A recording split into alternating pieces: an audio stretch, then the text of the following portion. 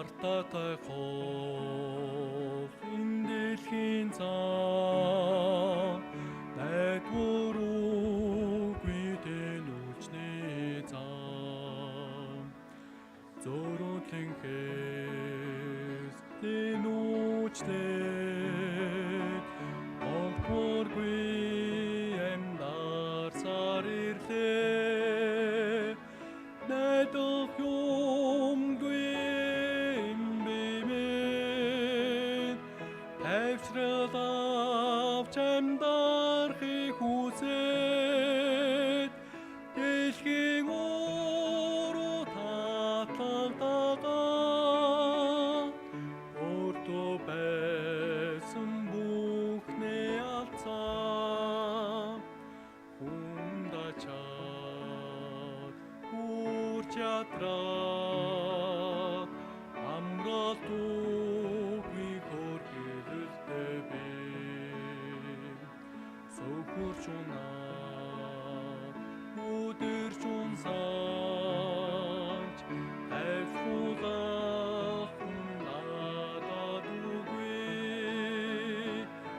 энэ дэлхий таягдаа эндэн нүэдэми үрээ автагаа би уулзах үедээ гэмтэгээ ухаарч авлаа мөлгөмсараа гимшин залбираад авийнхаа ингэртэн дэвүүлээ гэмнүүлээ узарцаа бие цагаат мэцолдолоо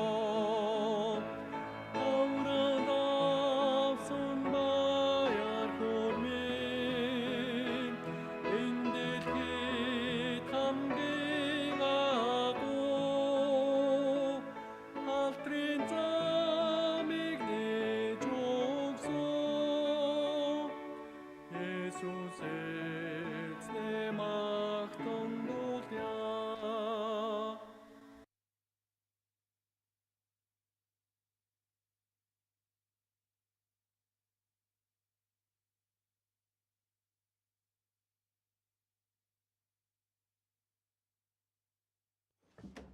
Нэг бүгдээрээ сайн байцгаана уу? Тавгандаа уулзж байгаадаа баяртай байна. Хамтдаа залбираад тэгээд эхэлцгээе. Биднийг хайрлаж аварж өгсөн Бурхан минь баярлалаа. Чуулган дотор нөхөрлөл дотор байхаар Бурхандаа сахиж хамгаалж өгч байгаа талархаж байна.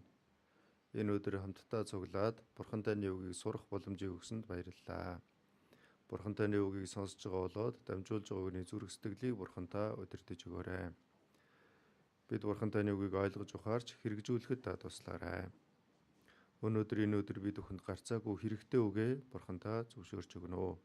Биднийг хайрладаг Есүс Христийн нэрээр залбирлаа. Амен. За, Исая номноос харцгаая.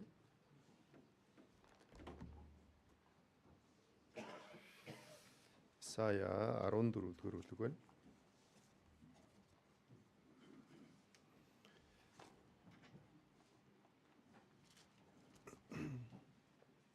Исая 14-ийн 12 дугаар ишлэл байна.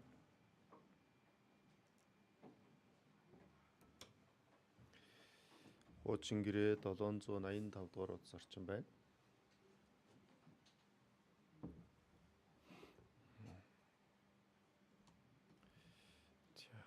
Исая 14-ийн 12 хамтдаа уншъя.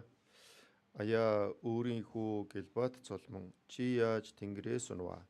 Үндэснүүдийг дордуулагч чи хөсөр хаягдлаа. За. Эндээс харуул аяа өөрийнхөө гэлбат цолмон гэж ингэж гарсан байгаа. Англи Библи дээрээс харах юм бол Люцифер гэж гарсан байгаа. Энийг хинээ тухай хэлж байгаа юм бэ гэхээр нэг төрлийн тэнгэр элчийн тухай хэлж байна. За тэгээд энэ дээрээс унших юм бол юу гэж байгаа вэ гэхээр аяа өөрийнхөө гэлбат солмон чи яаж тэнгэрээс унваа гэсэн байна. Уг нь тэнгэрт байсан юм байна. Тэгтэл тэнгэрээсээ унсан байна. За тэгэхээр өнөөдөр бүгдээрээ тэнгэрт байж байгаа тэнгэрээс унсан энэ Люциферийн тухай, өөрөөр хэлбэл диаволын тухай жоохон бодож үзцгээе. Диаволын тухай яагаад бодож үзэх хэрэгтэй вэ? Бид бүхэн Бурхны тухай их сурдаг. Бурхан бол бид бүхэнд тусалдаг, бид бүхнийг аварч өгсөн, бид бүхнийг хайрладаг, бид бүхний төлөө байдаг. Тийм Бурхан байгаа. Бас Бурхан байхын зэрэгцээ бузар сүнс ч гэсэн бас байгаа. Бид бүхнийг мэхлэхийг хүсдэг, унгахыг хүсдэг, аврагдсан хүнийг чуулганаас холдуулахыг хүсдэг, аврагдаагүй хүнийг авралаас холдуулахыг хүсдэг. Тийм оршигч бас байгаа. Тэгэхээр бид бүхний төлөө байдаг Бурхан байна. Бид бүхний эсрэг байдаг бузар сүнс бас байна.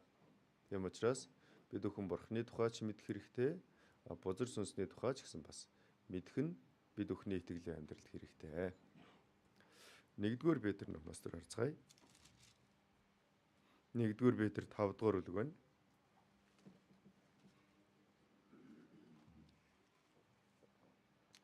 1-р Петр 5-ын 8-р эшлэл байна.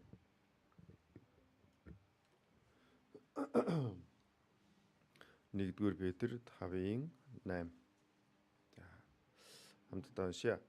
Саруул ухаантай, сонор сэрэмжтэй бай. Та нарын өрсөлдөгч болох диавол нь хин нэгнийг задгихаар хайж буй архирах арслан мэт энд тэндгүй явдаг. За эндээс харуул та нарын өрсөлдөгч болох диавол гэсэн байгаа. Тэгэхээр энэ бузар сүнсийг юу гэж тодорхойлсон бэ гэхээр бидний өрсөлдөгч, өөрөөр хэлбэл бидэнтэй тэмцэлдэгч гэсэн байгаа. Тэгэхээр бид бүхэнд тусалдаг Бурхан байгаа. Бас бид бүхний өрсөлдөгч, бид бүхэнтэй тэмцэгч бузар сүнс бас байгаа. Тэм учраас бид нар Бурханы тухай ч мэдэх хэрэгтэй, бузар сүнсний тухай ч гэсэн бас мэдэх хэрэгтэй. Бид нэр хэрвээ тэмцээнд оролцох юм бол өрсөлдөгч маань ямар хүн байгаа вэ гэдгийг мэдэх хэрэгтэй шүү дээ. Өрсөлдөгчөө мэдэхгүй тэмцээнд оролцох юм бол ялагдах магадлал өндөр болно. Гэхдээ өрсөлдөгчөө мэдээд тэмцээнд оролцох юм бол ялах магадлал өндөр болно. Тэгэхээр бид бүхний итгэлийн амьдралыг Библиэл дээрээс харуул нэг төрлийн бас тэмцээнд оролцож байна. Тэмцэлд оролцож байна гэж ингэж хэлсэн байгаа. Тийм учраас бид бүхэн тэмцэж байгаа учраас ямар өрсөлдөгчтэй тэмцэж байгаа юм бэ? Түүнийг мэдэх нь их чухал. Бид бүхэн зурагт үзэх юм бол янз бүрийн одоо тийм тэмцээнүүд гардаг. Хүл өмбөгч гэдэг юм уу? Эсвэл одоо олимп болох юм бол олон төрлийн тэмцээнүүд болдог. Тэр тэмцээнд оролцож байгаа хүмүүс яадаг вэ гэхээр надтай тэмцэлдэж байгаа, надтай өрсөлдөж байгаа өрсөлдөгч маань ямар хүн байна вэ гэдгийг сайн мэдэх хэрэгтэй байдаг. Хэрвээ сайн судлаж чадах юм бол тэр өрсөлдөгчийг ялах боломж өндөр болно. Гэхдээ өрсөлдөгчөө сайн судлахгүйгээр тэмцээнд оролцох юм бол бас ялагдах магадлал өндөр болдог. Бид бүхний итгэлийн амьдралд ч гэсэн өрсөлдөгч байгаа. Тийм учраас бид бүхэн өрсөлдөгчөө сайн мэдэх юм бол итгэлээрээ сайн амьдрах боломжтой. Өрсөлдөгчөө сайн мэдэхгүй байх юм бол итгэлээрээ бид бүхэн бас сайн биш ч амьдарч болно. Ефес номноос бас нэг төр харцгаая. Ефес 6 дугаар бүлэг байна. Ефес 6-гийн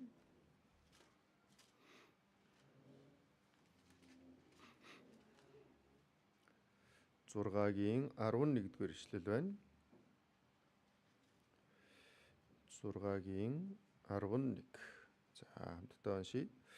Та нар диаволын залим эхний эсрэг зогсож чадахын тулд Бурхны өвч бүрэн зэвсгийг агс гэсэн. За энэ дээрээс харуул диавол гарч байна, Бурхан гарч байна. Диаволд юу байна вэ? Залим эх байна.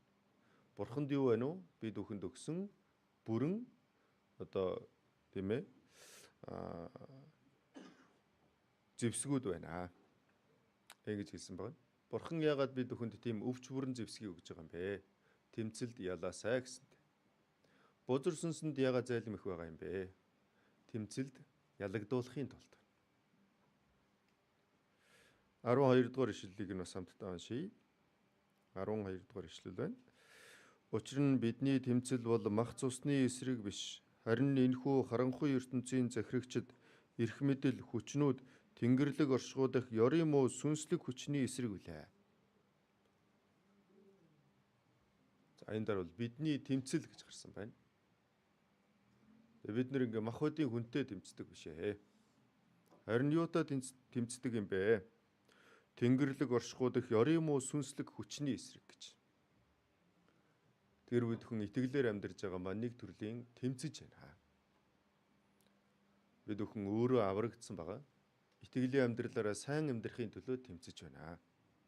Бид бүхний эргэн тойронд аврагдаагүй хүмүүс байгаа. Тэр хүмүүсийг авралт хүрэхийн төлөө тэмцэж байна. Бид бүхэн мөнхийн диваажинд очих юм бол их шагнал авахын төлөө бас тэмцэж байна. Энэ ертөнцийн бурхны хүслийг үйлдэхийн төлөө бас тэмцэж байна. Бид бүхэн тэмцэж байгаа. Тэгээ бид бүхний тэмцэж байгаа объект нь хий юм бэ? Диавол юм аа гэсэн байна. Тийм ээ. Тэгэхээр бид бүхэн диаволын талаар сайн мэднэ гэдэг маань итгэлээрээ сайн амьдрах боломжтой болно гэсэн үг. Диаволын талаар сайн мэдэхгүй байх юм бол итгэлээрээ сайн амьдрах боломжгүй ч болох боломжтой. Тийм учраас өөрийгөө мэдээд тэмцэж байгаа тэмцэгчээ мэдэх юм бол 100 тэмцэхэд 100 ялна гэсэн байна. Өөрийгөө мэдгүй тэмцэж байгаа тэмцэгчээ мэдгүй байх юм бол 100 тэмцэхэд 100 ялагдана гэсэн байна. Тийм учраас бид бүхэн диаволын тухай зөв мэднэ, сайн мэднэ. Энэ бас их чухал зүйл. За. Энэ диавол гэдэг юм яагаад бий болсон юм болоо? Бурхан анхнаас нь диаволыг диаволоор нь бүтээсэн юм болов. Хэрвээ бурхан бузар сүнсийг бүтээсэн юм бол муу юмыг ч гэсэн бас бурхан бүтээсэн юм байна гэсэн үг. Муу юмыг бүтээсэн бурхан юм бол бас муу бурхан байж магадгүй юм шүү гэсэн бодол хүний дотор төрж болно. Тэгм учраас бузар сүнс яаж бий болсон юм бэ? Бурхан анхнаас нь бузар сүнсээр нь бүтээсэн үү? Тэгээгүй. Бурхан анханд нь тэнгэр элч болгож бүтээсэн баг. Гэтэл тэнгэр элч болгоод бүтээсэн боловч Бурхны эсрэг дэрсэлсэн учраас бузар сүнс болсон баг. Изекиэл 28 дугаар бүлгээс харцгаая бүгдээрээ.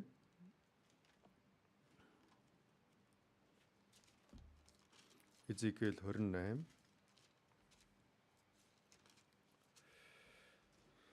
28-ийн 14 дугаар ишлэл байна. Изекиэл 28-ийн 14. За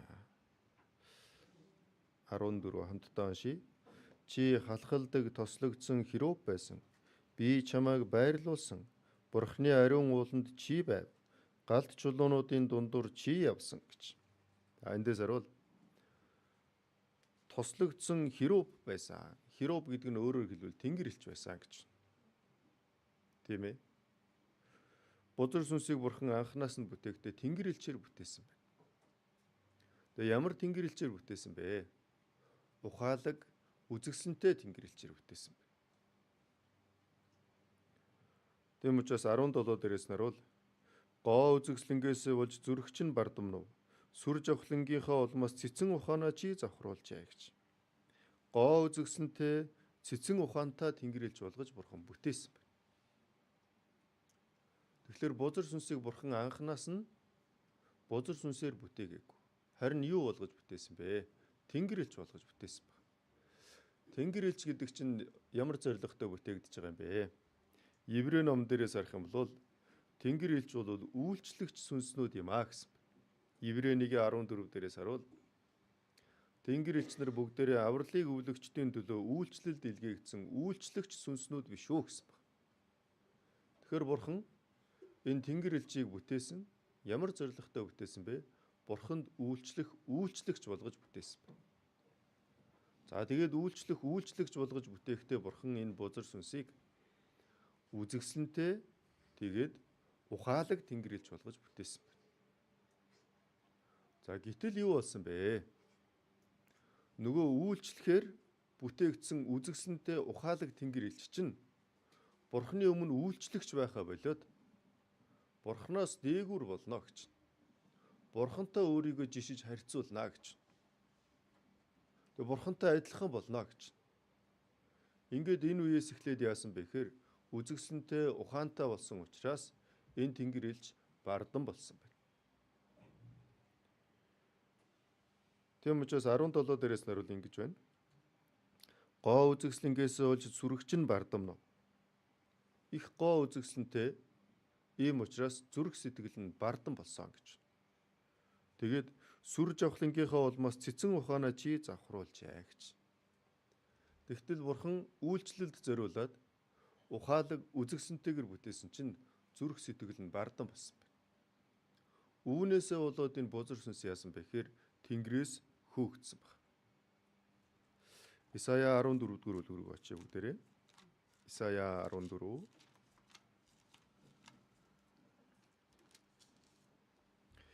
Исая 14-ийн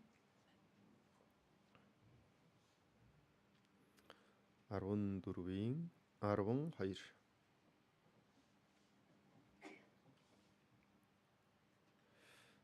14-ийн 12. Хамтдаа уншийе. Аяа өөрийн хүү Гэлбат цолмон чи яаж Тэнгэрээс унваа? Үндэснүүдийг дордуулагч чи хөсөр хаягдлаа гэж. Тэгэхээр энэ өөрийн хүү гэдэг нь англи библиэрээс харуул Люцифер гэж гарч байгаа. Энэ өөр нь тэнгэр элч байна шүү дээ. Тэгээ Бурхан 3 төрлийн тэнгэр элчийг бүтээсэн байна. Люцифер, Габриэл, Михаил гэж. Михаил тэнгэр элч ихэвчлэн дайнтай холбоотой үзэгдлүүд дээр гарч ирж байгаа. За, Габриэл гэдэг тэнгэр элч нь үзэгсэнтэй сайхан мэдээг дамжуулах үед гарч ирж байгаа. Есүс Христийн их Мариа дээр Габриэл тэнгэр элч үзэгдсэн байна. Тэгээд ивээгдэгчээ баярл гэж. Бүх ард түмнийг үлэмж баярлуулах сайхан мэдээг би та нарт дуулгая гэж. Харин энэ Люцифер гэдэг тэнгэр элчэнд гарч ирж байна. Тэгэхээр Бурхны тэнгэр элч нар олон, тэгтээ 3 хэсэгт хуваагдаж байна гэсэн үг. За тэгээд энэ дээрээс харуул энэ Люцифер гэдэг тэнгэр элчийн тухай хэлж байна. Чи яаж тэнгэрээс унваа гэж. Уг нь тэнгэрт байсан, тэнгэрэлч байсан. Гэхдээ тэнгэрээс унсан байна. Шалтгаан нь юу вэ? Дараагийнх нь ишлэл дээрээс харуул гарч байна. 13 дээрээс наруул. Учир нь чи зүрхэндээ би тэнгэрт гарна. Би Бурхны оддын дээр сэнтигээ босгоно. Би умардын хамгийн чандад чуулганы уулан дээр заларна гэж. Яагаад одоо энэ тэнгэрт байж байгаа тэнгэрээс унчваа? Зүрхэндээ би тэнгэрт гарна гэж. Бурхны надад өгсөн байр сууриас би дээшээ явна. Тэгээд би Бурхны оддын дээр сэнтигээ босгоно гэж. Одоо байгаагаасаа дээшилнэ гэсэн. Би умардын хамгийн чандад чуулганы уулан дээр заларна гэж. Тэгээд 14 дээрээс харуул би үүсийн орой дээр гарна. Би өөрийгөө хамгийн дээд нэгэн мэт болгоно гэж. Тэгээд энд харуул давтагдж байгаа үгнүүд байна. Би гэдэг үгнүүд их давтагдж байна. Өөрөөс ямар үгнүүд давтагдж байна гэхээр дээр гэдэг үгнүүд бас давтагдж байна. Бурхны өгсөн байр суурь байгаа. Гэтэл үзэгсэнтэй ухаалаг учраас өөрийгөө дөвийлгөнөө, өөрийгөө дээш нь болгоноо. Тэгээд бүр эцэст нь яах гэж нү? Би өөрийгөө хамгийн дээд нэгэн мэт болгоно гэсэн. Хамгийн дээдэд хэн байх вэ? Хамгийн дээр хэн байх вэ? Бурхан байгаа шүү дээ. Тийм ээ. Гэтэл энэ бузар сүнс яах гэж нөхлөөр өөрийгөө бурхантай адилхан болгоно гэсэн байна. Тэгэхээр тэнгэр элч болгож бүтээгдсэн. Тэгээд үзэгсэнтэй ухаалаг байсан. Тэгтэл зүрхэндээ бардан болсон. Юунаас болж бардан болсон бэ? Гоо үзэгслэнгээс болж зүрх чинь бардамсан гэж. Тэгээд цэцэн ухаантай байсан. Тэрийг чи завхруулсан гэж. Тэгэхээр ямарваа нэгэн бусдаас илүү гарсан юмтай байхаараа бардамнах амархан байдаг юм байл та. Энэ бузар сүнс ч гэсэн гоо үзэгслэнгээрээ илүү ухаалаг зангаараа илүү байсан учраас бардан болсон байна. Тэгээ бүр өөрийгөө бурхантай адилхан болгоно гэсэн байна. Эннээс болоод яасан бэ гэхээр одоо хаягдсан байна. Хаашаа хаягдсан байх нь вэ? Тэнгэрээс унваа. Тэнгэрээс хаягдсан байх нь шүү дээ. Тийм ээ. Тэгээд энэ бузар сүнсний хаягдаг болсон шалтгаан нь бардан болсон учраас, Бурхны өгсөн байр суурийг орхисон учраас, тэгээ өөрийгөө Бурхантай адилхан болгох гэж байгаа учраас энэ бузар сүнс хаягдсан гэж байна. Тэгээд энэ бузар сүнсний хамгийн буруу бодол нь юу вэ? Өөрийгөө Бурхантай адилхан болгоно гэсэн. Тийм ээ. Тийм учраас энэ Бурхан гэж бодоод шүтэгдэж байгаа юмнуудын цаана хэн байгаа вэ? Тэрний цаана бузар сүнс байх боломжтой байна. Яагаад вэ? Бузар сүнс өөрийгөө хамгийн дээд нэгэн мэт болгоно гэсэн шүү дээ. Тийм учраас шүтэгдэж байгаа юмнуудын цаана бузар сүнс байх боломжтой байна. За. Тэгвэл бас нэг тийм асуулт орж ирж байна. Бузар сүнс тэнгэр элч байж байгаад хизээ бузар сүнс болцсон юм болоо? Хизээ бол Эхлэл 1-р бүлэг дээрээс орвол Бурхан тэнгэр газрыг бүтээсэн тухай агуулга гарч байгаа. Тэгээ Бурхан 6 өдрийн дотор тэнгэр газарт байгаа бүх зүйлийг бүгдийг бүтээгээд 7 дахь өдөрт нь амарсан гэж байна. Гэтэл 6 дахь өдөр хүнийг бүтээснийхээ дараа Бурхан бүх зүйл нэн сайн болсон гэж байна. Бусад өдрүүдэд нь сайн болсныг Бурхан харлаа гэсэн байна. Сайн. 6 дахь өдөр нь нэн сайн. За тэгээд тэгтэл тэр 6 өдөр дотор сайн гэдэг үг байхгүй нэг өдөр байна. Сайн гэдэг үг байхгүй. Тэр хэд дэх өдөр вэ? Тэр 2 дахь өдөр байна. 2 дахь өдөр. 2 дахь өдөр Бурхан юу бүтээсэн бэ? Огторгууг бүтээсэн байна. Огторгуун доорх усыг огторгуун дээрх уснаас салгасан ёсоор болжээ гэсэн байна. Огторгууг бүтээсэн байна. Тийм ээ. Тэгэхээр одоо Библийг судалж байгаа хүмүүс байна. Тэр хүмүүс юу гэж үздэг вэ? Магадгүй бүтээлийн 2 дахь өдөр бузар сүнс тэнгэрээс хөөгдсөн баха. Тэгээд яасан бэ? Энэ огторгууд тэр бузар сүнс байгаа учраас Бурхны бүтээсэн огторгууд бузар сүнс байгаа учраас Бурхан сайн гэж хэлэх боломжгүй байсан баха. Ингэж үздэг. Энэ бас Библийн ишлэлтэй ч гэсэн тохирж байна. Ефес номноос төр харцгаая. Ефес 2-р бүлэг байна.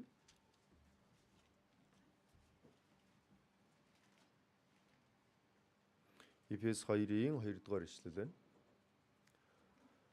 Ефес 2-ын 2. Шинэ гэрээ 1322-р хуудас байна.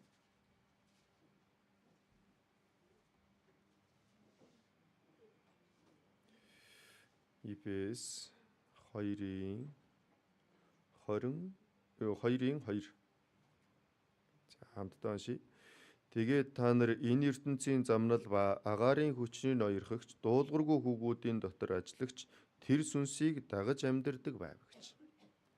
Бид өхөн аврагдахынхаа өмнө дуулуургүй хүүгүүдийн дотор ажилладаг сүнсийг дагаж амьдардаг байсан гэж.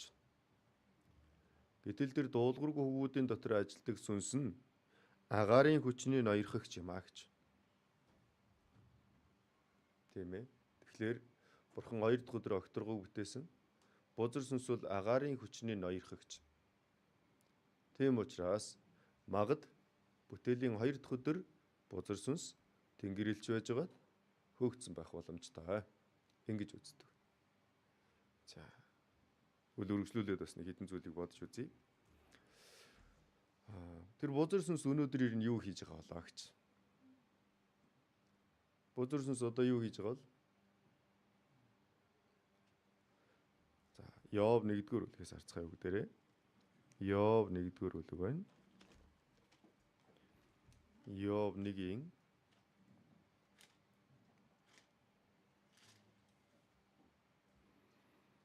7-р ишлэл байна. Йов 1-ийн 7.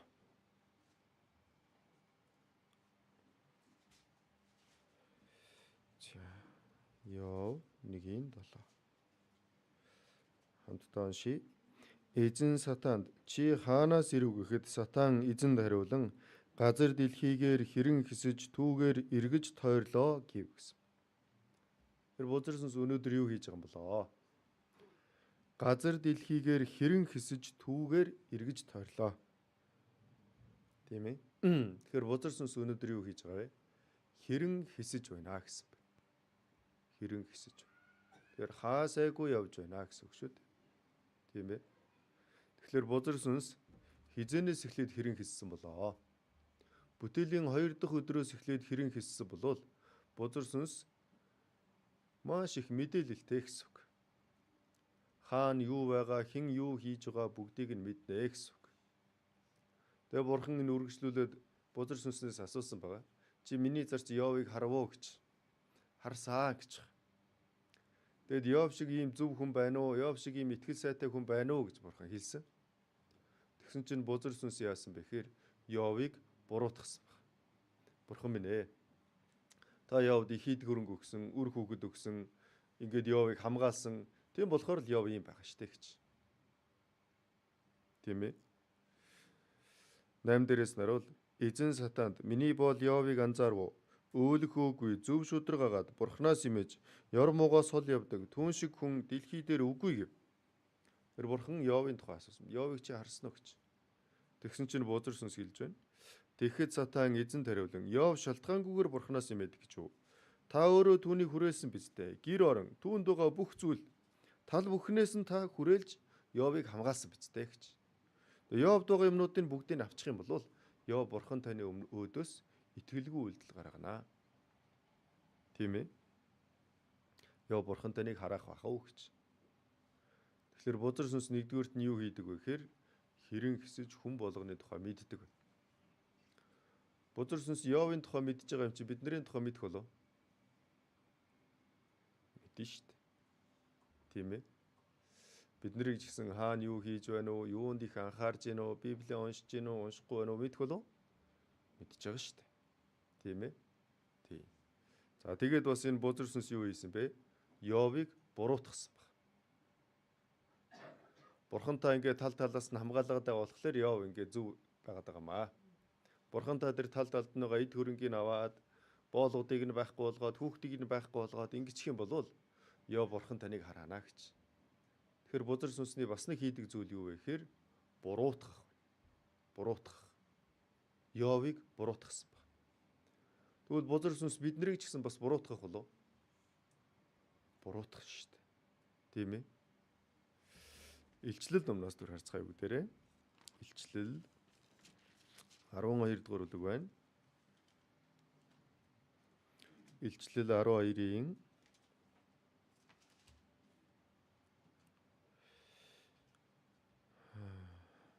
10 дугаар ишлэл байна. Илчлэл 12-ийн 10. Илчлэл 12-ийн 10. За. Хамтдаа уншийе. Би тэнгэрт чанга дуугаар ингэж хэлхийг сонсов. Бурхны өмнө ах дүүсийг маань өдөр шөнөгүй буруутгагч доош хаягдсан тул Бурхны маань аврал, хүч, хаанчлал ба түүний Христийн эрх мэдэл ирлээ гэж. Ах дүүсийг маань өдөр шөнөгүй буруутгах гэсэн байна. Тэр бузар сүнс Йовыг буруутгасан байгаа. Тийм ээ. Бузар сүнс биднийг ч гэсэн буруутгах болов. Буруутгадаг гэсэн байна. Эндээс харуул ах дүүсийг маань өдөр шөнөгүй буруутгагч доош хаягдлаа гэж. Харин Есүс Христийн тухай юу гэж хэлсэн бэ? Бид бүхнийг өмгөөлөгч гэсэн байна. Өмгөөлөгч. Есүс Христ бид бүхний нүглийн улмаас өгсөн, дахиад амилсан. Тэгээд өнөөдөр ч гэсэн амьд байж бид бүхний төлөө зуучлан залбирч байна. Бид бүхнийг өмгөөлөгчийн үйлчлэлээ хийж байна гэж. Есүс Христ бол өмгөөлөгч. Бузар сүнс бол буруутгагч. Тэр бузар сүнс юу хийж байгаа юм бэ? Буруутгах ажил хийж байгаа. Тэгэхээр бид бүхэн ч гэсэн бас жоохон бодож үзэх хэрэгтэй. өөрсдийгөө их хитрхийх буруутгадаг байна. Тэрнээсээ бас жоохон болгоомжлох хэрэгтэй. Бид бүхэн өөрсдийгөө эргэж харах хэрэгтэй. Буруу юм хийсэн бол хүлээн зөвшөөрөх хэрэгтэй. Гэхдээ өөрийгөө буруутгаад бурхан руу очихо болждог тэр юмнаас сэрэмжтэй байх хэрэгтэй. Бид бүхэн аль болох гим хийхгүй амьдрахыг хичээдэг байгаа. Одоо ч хичээж байгаа. Хойштоо ч гэсэн гим хийхгүй байхын төлөө хичээнэ. Яагаад вэ? Аврагдахын өмнө хийсэн гим аль хэдийн хангалттай байна. Одоо бид бүхэн аль болох гим хийхгүй байхын төлөө хичээнэ. Гэхдээ хүн төгс биш учраас амьдрах явцад санаатай болон санамсаргүйгээр буруу зүрх юм хийх үе бас байна. Тэгвэл одоо яах вэ? Би ерөөсөө гим хийх ёсгүй байсан гэдээ өөрийгөө буруутгаад тэрнээсээ болоод бурхан руу ойртож очихоо болоод ээж болох уу? Тэгж болохгүй шүү дээ. Библиэлдээс бол Авраам төгс хүн байгаагүй. Алдаа дутагдал гаргасан. Гэхдээ Авраам алдаа гаргасан гэдээ өөрийгөө буруутгаад бурхан руу очихоо болоогүй шүү дээ. Ноа төгс хүн байгаагүй шүү дээ. Алдаа гаргасан. Гэхдээ Ноа алдаа гаргачлаа гэд тэр алдаан дээрээ байгаад байгаагүй. Үргэлжлүүлээд бурхантай харилцан сэргсэн баг. Тэгэхээр бид бүхний хувьд ч гэсэн аль болох алдаа гаргахгүй хичээнэ. Санаатай алдаа аль болох гаргахгүй байхыг хичээнэ. Гэхдээ хичээсэн ч гэсэн бас заримдаа яах вэ? Алдах үе байна. Гэхдээ энэ үгийг буруугаар ашиглаж болохгүй шүү дээ. Далимдуулж болохгүй шүү дээ. Би угаасаа алдсан шүү дээ гэ санаатай алдаа тавил далимдуулсан хэрэг бол. Библиэлд мэдсэн хэрнээ үйлдээгүй байх юм бол ташуурын амт хатуухан хүртнэ гэсэн байна. Мэдээд алдаа гаргаад байх юм бол бурхан хайрын саваагаар саваадна гэсэн үг. Мэдээд алдааг дахин гаргаад байвал бурхан хайрын саваагаараа хатуухан саваадна гэсэн үг. Гэхдээ тэр хүнд бол там руу явдаг сүрэл байхгүй шүү дээ. Гэхдээ амьдрах явцад яах вэ? Бид бүхэн алдаж болох юм аа. Тэгвэл тэр алдаанаасаа бид бүхэн аль болох хурдан босоод бурхан руу ойртох хэрэгтэй. Зарим тохиолдолд яадаг вэ гэхээр алдаа гаргачаад тэр алдаанаасаа болоод өөрийгөө буруутгаад бурхан руу очихоос санаан зовоод очиж чаддгүй хүмүүс бас байна. Тэр хүн хэний шивнээг сонсоод байгаа юм бэ? Бузар сүнсний шивнээг сонсоод байгаа. Би жишээ нь яасан бэ гэхээр аврагдаад эхний жилдээ итгэлээрээ сайн амьдарч чадаагүй. Юунаас болсон бэ? Би их сургуулийн 4-р курстээ аврагдсан байхгүй юу? Тэгээ тэр үед найзалдаг байсан найзуудаасаа болоод буруу зүрөө алдаа гаргаад тэгээ над шиг алдаа гаргасан хүн сүм рүү очих нүүргүй гэж өөрийгөө үзээд тэгээ сүм рүүгээсээ очиж чаддгүй байсан. Дотроо бол очимоор. Тэгээ би алдаа гаргаад сүм рүүгээ очихгүй болохоор сэтгэл хэцүү. Сүм рүүгээ очихгүй нөгөө найзуудтайгаа уулзахаар бүр хэцүү. Тэгээ би сүм рүүгээ явдаг өглөө босоод явж байгаа санаа зовоод дундаас нь буцаад хүрээд ирдэг. Өөрийгөө буруутгаад. Тэгээ тэр үед дотор байнга бодол төрнө. Би ийм буруу юм хийсэн мөртлөөсөө би ийм бурхан угаасаа харж байгаа шүү дээ намайг. Бурханы өмнө зохисгүй үг хэлсэн, үйлдэл гаргацсан мөртлөөсөө яаж би сүм дээр очих вэ гэд өөрийгөө буруутгаад сүм рүүгээ явж ирснээр буцаад гэрлөө өрөөд ирдэг гэсэн. Тэгэхээр бүр буруу юм хийждэг. Тэр үед би хэний шивнээг сонссон бэ? Бузар сүнсний шивнээг сонссон ба. Бузар сүнс бол өдөр шөнөгүй буруутгадаг буруутгагч. Тэгээ хэсэг хугацааны дараа нэг аврагдсан ах маань над дээр ирээд нөхрөлсөн. Ингээд аврагдсан хүн ингээд амьдраад иж болохгүй. Одоо сүм рүүгээ ирээд үгээ сонсох хэрэгтэй. Сэргэх хэрэгтэй гэж. Тэгээ тэр хүний үгийг сонсоод нэг удаа зориг ороод сүм рүүгээ яваад очсон ба. Тэр үед би хэний шивнээг сонссон бэ? Намайг өмгөөлөгч болох Есүс Христийн шивнээг сонссон ба. Тэгээ чуулган дээрээ ирсэн.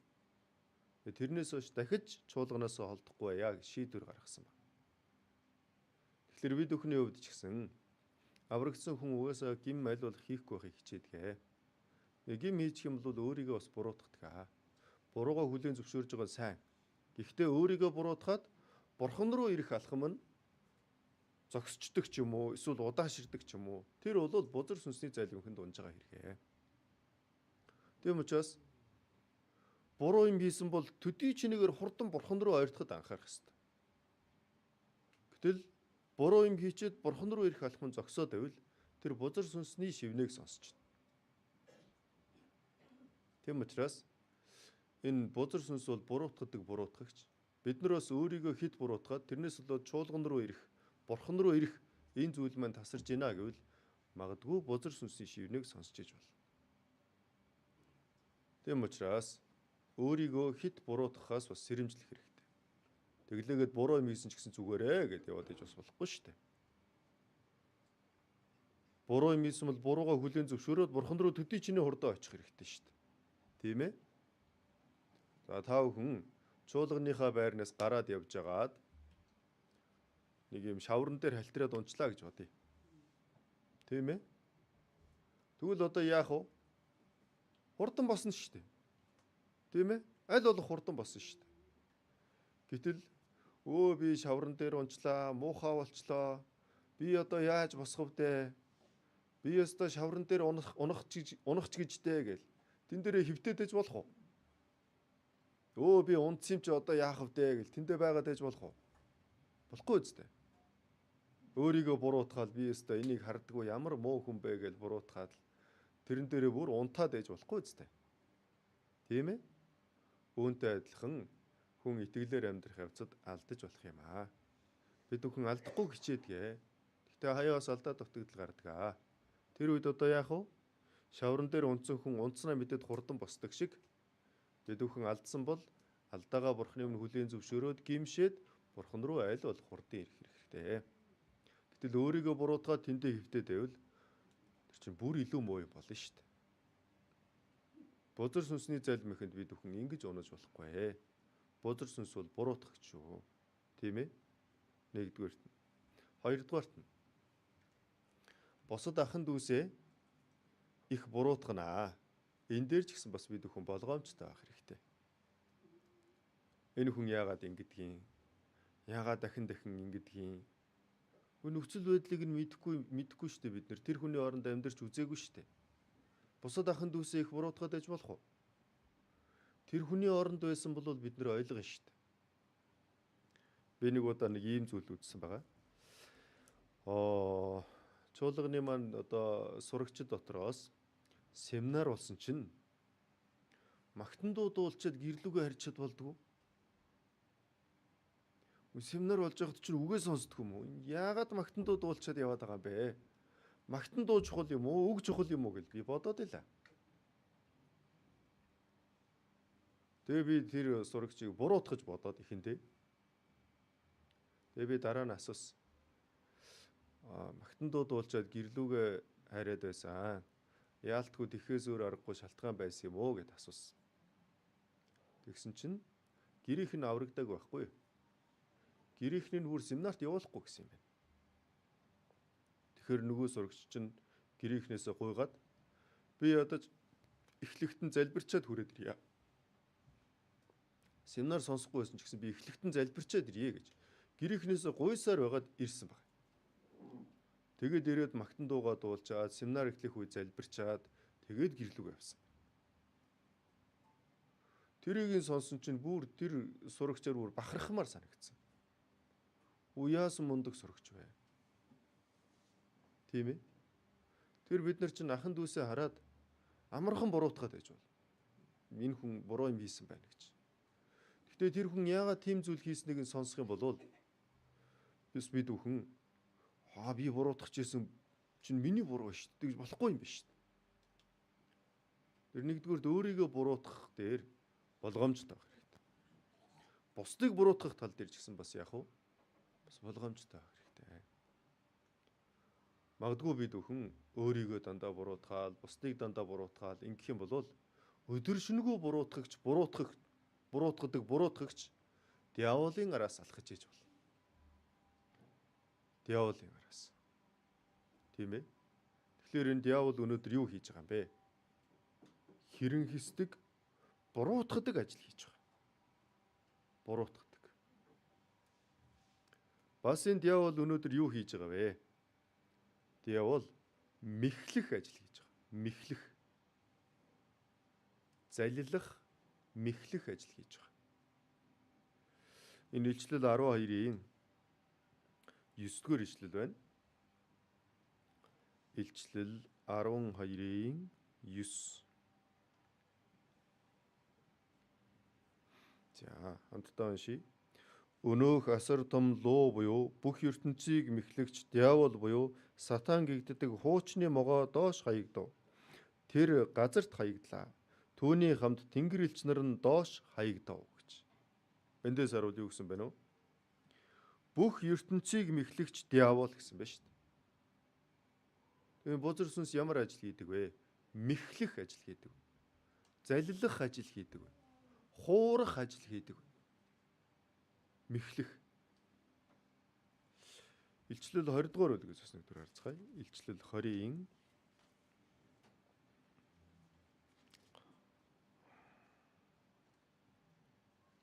3 дугаар илчлэл байна. Илчлэл 20-ийн 3. Хамтдаа уншийе. Оёоргүй гүнд хайжээ.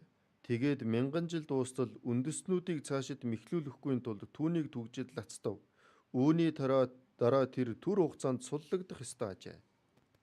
Энэ мянган жилийн хаанчлалын үед бол бузар сүнс байхгүй шүү дээ. Мянган жилийн хаанчлалын үед бузар сүнсийг оёоргүй гүнд хийгээд лацдана гэсэн.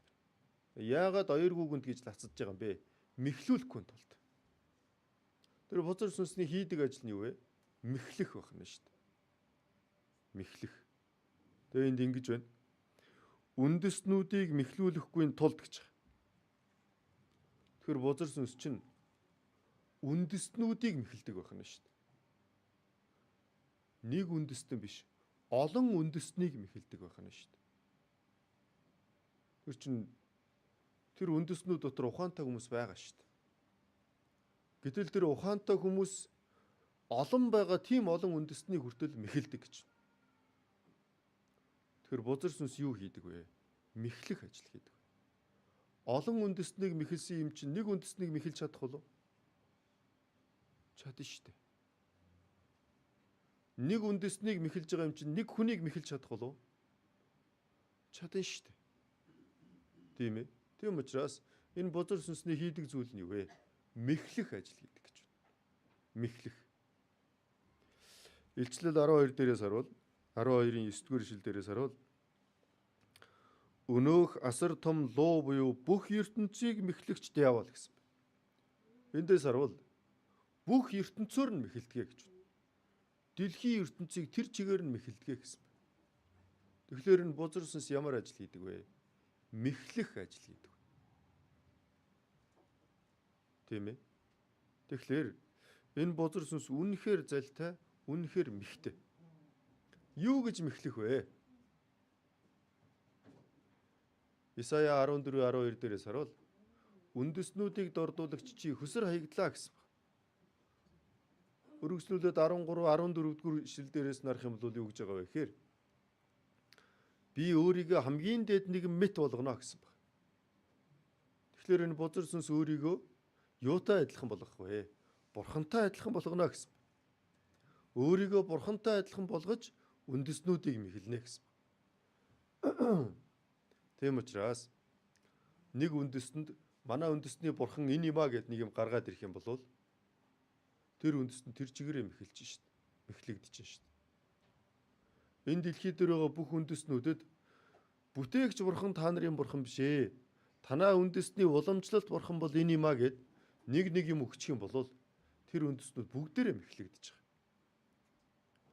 Ухаантай ухаан муутаагаас үл хамааран бүтээгч бурхан биш өөр зүйлийг, жинхэнэ бурхан биш өөр зүйлийг бурхан гэд итгүүлчих юм бол тэр бүх үндэстнүүд бүгдээрээ мэхлэгдэж байгаа. Тэм учраас энэ бузар сүнс ямар ажил хийдэг вэ? Мэхлэх ажил. Хэр зэрэг олон хүнийг мэхэлдэг юм бэ? ертөнцийг тэр чигээр нь мэхэлдгээ гэсэн байна. Олон үндэстнийг мэхэлдгээ гэж.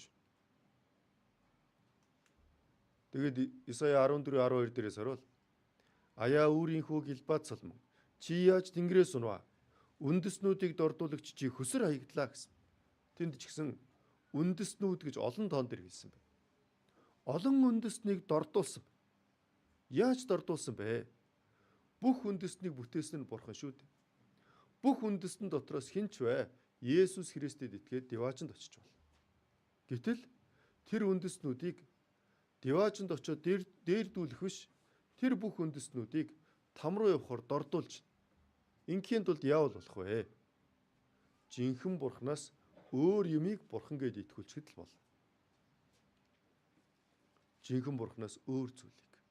Тэгэх юм бол тэр хүмүүс Диваачнд очиж чадахгүй, там руу очино. Бүх үндэстэн бүгдээрээ дордож байна гэсэн үг. Тэгэхээр энэ бузар сүнс өнөөдөр ямар ажил хийж байгаа вэ? Мэхлэх, мэхэлснээр дордуулах ажил хийж байна. Бас зарим тохиолдолд жинхэнэ Бурханд итгэсэн ч гэсэн Диваачнд очиж чадахгүй хүмүүс бас байна. Исая 7 дугаар бүлэг дээрээс харвал намайг эзэн минь гэсэн болгон бүгдээрээ Тэнгэрийн хаанчлалд очихгүй. Харин Тэнгэрт байгаа эцгийн минь хүслийг үйлдэгч нь л очно гэсэн. Тэгэхээр Есүс Христэд итгэсэн хүн болгон бүгдээрээ бас Диваачнд очихгүй. Есүс Христэд итгэсэн мөртлөөсөө диаволын залим ихэнд унтсан хүмүүс ч гэсэн бас байж болно. Бид бүхний гим нүглийг Бурхан мөнхөд уучлж өгсөн баг. Мөнхийн зөвлөлтийг гүйцэтгэсэн баг. Есүс Христ нэг мөсөн аварч өгсөн баг. Мөнхийн авралаар аварч өгсөн баг. Гэтэл Бурханд итгэдэг, гим нүгэлтэй гэдгээ мэддэг. Тэгсэн мөртлөөсөө гим нүглийг нь Есүс Христ хэр хэмжээнд уучлж өгсөн юм бэ? Үүнийг сайн мэдэхгүй байх юм бол тэр хүн мэхлүүлж байна. Иохан 3 дугаар бүлэг дээрээс харах юм бол хин дээрээс эс төрн тэр Бурханы хаанчлыг үзэж үлж чадна гэсэн баг. Дээрээс буюу дахин төрөөгүй Христэд итгэгчид. Тэр хүмүүс ч гэсэн бузар сүнсний зайлм ихэнд мэхлэгдсэн байж бол. Матай ном дээрээс харвал гимшиж сайн мэдээнд итгэгтэн гэсэн баг. Үйлс ном дээрээс харвал ам өгөх гимшил гэсэн баг. Тэгэхээр үнэхээр Бурханы өмнө там руу явна гэдгийг мэдээд там руу явахгүй тулд Бурханаас гуйж байгаа гимшил намайг авраад өгөөч, сүрлийн нүхнээс авраад өгөөч, мөнхийн тамаас авраад өгөөч. Ийм гимшил байх ёстой. Ийм зүйл байхгүйгээр сайн мэдээг зүгээр мэдлэг болгоод хүлээгээд авчдаг зарим тохиолдолд. Тэгэх юм бол тэр бас яаж байгаа вэ гэхээр бузар сүнсэнд мэхлэгдэж байна гэсэн үг. Бид бүхний дотор ч гэсэн Бурхан байгааг мэдж байгаа, гим нүгэлтэй гэдгийг хүлээн зөвшөөрж байгаа, Есүс Христ гмийг мань уучлж өгсөн гэдэгт итгэж байгаа. Тэгсэн мөртлөөсөө гимшилгүйгээр аврагдцаан гэж бодож ивэл эрсдэлтэй байж болно. Гимшиж сайн мэдээнд итгэх гэсэн. Дахин төрөөгүйгээр Христэд итгээд явж байна. Тэр ч гэсэн бас эрсдэлтэй. Тэр ч гэсэн бас диаволын зайлм ихэнд хууртаад явж иж бол. Бас энэ Библийг ашиглаад шинэ Христ гараад ирсэн, шинэ аврагч гараад ирсэн. Иймэрхүү зүйлүүдийн тухай ярьж байгаа хүмүүс бий. Тэр ч гэсэн бас яаж гинөө? Мэхэлж шүү дээ. Мэхлэж байна. Бузар сүнс айхтар аимшигтай дүр төрхтэй араа соёон одоо тийм ээ харагдаад айхтар ивэртэй тэгж гарч ирэхгүй.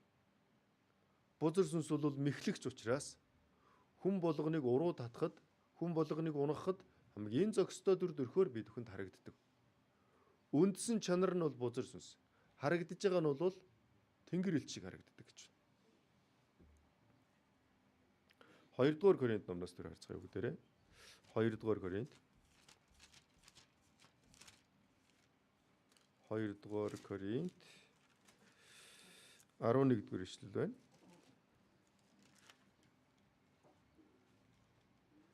2 дугаар Коринт 11-ийн 14 дугаар ишлэл байна.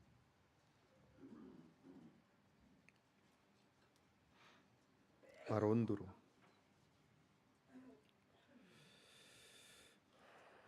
2 дугаар Коринт 11-ийн 14. За хамтдаа уншийе. Гайхах юм алга сатан хүртэл өөрийгөө гэрлийн тэнгэр элч болгон хувиргадаг. Сатан буюу бузар сүнс өөрийгөө гэрлийн тэнгэр элч болгон хувиргадаг гэж. Ингэж хувиргаж ижил хүмүүс хуурдсан шүү, мэхлэгдэн шүү. Хувирахгүй бол хэн мэхлэгдэх вэ? Энэ бузар сүнсний ажилчид байна. Харваас хилдэг байх юм бол мэхлэгдэхгүй шүү. Тэгм учраас бузар сүнсний ажил нь юу? Мэхлэх. Тэгээд юу гэж гэнэ үү? Гэрлийн тэнгэрэлж болгон хувиргадаг гэсэн. 13 дээрээс харуул ингэсэн байна. Тэд хуурамч элчнэр, залтай ажилчид, Христийн элчнэр болж хувиргасад гэж. Залтай, хуурамч, хувирсан гэж. Яагаад ингэж байгаа юм бэ? Мэхлэхийн тулд. Бүр бурханд итгүүлэхийн тулд мэхэлж байна. Бурханд итгэсэн хүмүүсийг нь авралт хүрэхгүй тулд бас мэхэлж байна. Бас яаж гэнэ үү? Шинэ аврагч гараад ирсэн гэж бас мэхэлж байна. Энэ бузар сүнсний хийдэг ажил юу вэ? Мэхлэх. Хамгийн гол нь юунд хүрэхгүй байх вэ? Бурханд хүрэхгүй, авралт хүрэхгүй байх. Бузар сүнс ингээд мэхлэх ажил хийдэг. Тэгээ 15 дээрээс харуул. Тиймээс хэрв түүний үйлчлэгчид бас өөрсдийгөө зөвхт байдлын үйлчлэгчид болгож хувиргах аваас энэ нь гайхмаар юм биш аж. Тэдний төгсгөл үйлсийнхэн дагуу байх болно гэж. Тэгэхээр энэ бузар сүнс яаж байгаа вэ? Зөвхт байдлын ажилчид болгож өөрсдийгөө хувиргаж хүмүүсийг мэхэлж байна гэсэн үг. Тийм ээ. Тийм учраас бузар сүнсний хийдэг ажил юу вэ? Буруутгах. Бас бузар сүнсний хийдэг ажил юу вэ? Мэхлэх.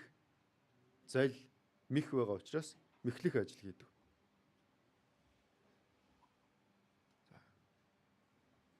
Гэхдээ бузар сүнсээс бас бид бүхэн хитрхийг хайх шаардлага байх уу? Хитрхийг хайх шаардлага байхгүй. Яагаад тэрвэ? Бузар сүнс Бурхны зөвшөөрсөн хэмжээнд л ажилдаг. Зөвшөөрсөн хэмжээнд. Бурхны хяналтнаас ерөөсөө гарахгүй гэсэн үг. Йов номноос дөр харцгаая бүгдээрээ.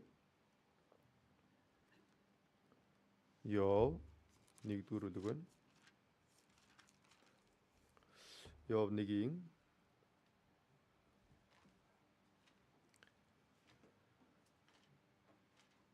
12 дугаар ишлэл байна.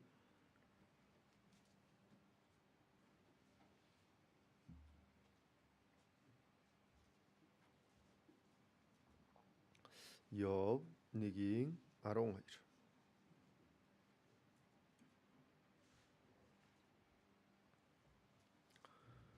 За. Хамтдаа уншийе. Тэгэхэд эзэн сатанд тэгвэл харагтун түүнд байгаа бүхэн чиний мэдэлд байна. Гэхдээ гараа түүнд л бүү хүрэг гэжээ. Ингээд сатан эзний оршихугаас явж чаджээ. Бурхан хэлсэн байна. Йовыг сорж болно. Йовд байгаа бүхнийг чи байхгүй болгож болно. Тэгэхдээ Йовд өөрт нь гар хүрч болохгүй. Бага юмд нь хүрээрээ гэсэн. Тэгэхээр бузар сүнс яасан бэ гэхээр ажилсан байгаа. Тэгээд Йовд байсан боолууд нь байхгүй, хүүхдүүд нь байхгүй, эд хөрөнгө нь байхгүй болсон. Гэхдээ Йов бол өөрөө зүгээр байсан. Яагаад тэрөө? Бурхан Йовд хүрж болохгүй гэсэн шүү дээ. Тэгэхээр бузар сүнс яадаг вэ гэхээр ажилдаг, мэхэлдэг, буруутгадаг. Гэхдээ бузар сүнс бас яах вэ? Бурхны зөвшөөрсөн хэмжээнд л ажилдаг. Үүний дараа Бурхан бас хэлсэн. Йовд одоо хүрж болно. Гэхдээ чи амьд нь хүрж болохгүй гэж. Тэгээ эрүүлэнд нь буудсан. Гэхдээ Йов амьд байсан. Яагаад тэрв? Энэ бузар сүнс ч гэсэн Бурхны зөвшөөрсөн хэмжээнд л ажилдаг. Тийм учраас бид бүхний хувьд бузар сүнс байгаа. Гэхдээ бузар сүнс Бурхны зөвшөөрсөн хэмжээнд л ажилдаг. Бурхнаас давж ажилдаг ч юм уу, Бурхны зөвшөөрснөөс давж ажилдаг ч юм уу, тийм зүйл ерөөсөө байхгүй гэсэн үг. За. Үүний дараа бас нэг зүйлийг бодож үзцгээе. Энэ бузар сүнсний хамгийн гол зорилго нь юу юм бэ? Хамгийн гол зорилго нь хүнийг авралт хүрэхгүй байх. Хоёр төрлийн гайхамшиг байна. Бурхан руу ойртуулдаг гайхамшиг, Бурханаас холдуулдаг гайхамшиг. Тийм ээ. Тэгэхээр бузар сүнсний хувьд гэх юм бол аль болох тэр хүн Бурхан руу очихгүй аврагдахгүй байх. Өөрөөр хэлбэл тэр хүн мөнхийн диваачнд очихгүй байх. Энэ бол бузар сүнсний зорилго. Бас дараагийн нэг зорилго байна. Юу вэ? Аль болох хүнийг авралт хүрэхгүй удаснаар бузар сүнс бол мянган жилийн хаанчил дуусах юм бол одоо мөнхийн там руу орох баг. Тийм учраас Библиэлдээс харуул 7 жилийн зовлон эхлэхийн өмнө харь үндэснүүдээс аврагдах хүмүүсийн тоо гүйцнэ гэсэн баг. Харь үндэснүүдээс аврагдах хүмүүсийн тоо гүйцчих юм бол 7 жилийн зовлон эхэлнэ. 7 жилийн зовлон дуусах юм бол мянган жилийн хаанчлал эхэлнэ. Тийм ээ? Мянган жилийн хаанчил дуусах юм бол бузар сүнс мөнхийн там руу явна гэсэн баг. Мэдээж мянган жилийн хаанчлалын үед бол бузар сүнс бас оёр гүгэнд хоригдож байгаа шүү дээ. Тэгэхээр одоо бузар сүнс яах вэ гэхээр энэ харь үндэснүүдийн дотроос аврагдах хүмүүсийн тоо гүйцчих юм бол бузар сүнс там руу орох гэдэг учраас аль болох хүнийг авралт хүрэхгүй төлөө бузар сүнс ажиллаж байгаа. Илчлэл номноос харъя. Илчлэл 12 дугаар бүлэг байна. Илчлэл 12.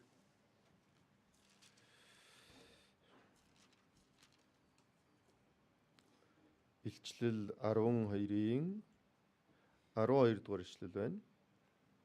Илчлэл 12-ийн 12. За. Хамтдаа уншийе. Тиймээс Тэнгэрээ тэнд нутаглагста баярлагтун газар ба тэнгис золгүй. Яагаад гэвэл диавол үлэм жуур хилэнтэйгээр та нар дээр бууж ирсэн. Өөрт нь богинохон хугацаа байгааг тэр мэдэж байгаа гэж. Энэ бузар сүнсэнд хугацаа байгаа. Энэ хугацаа нь богинохон байна гэсэн. Ром 11-р бүлгээс бас харцгаая. Ром 11.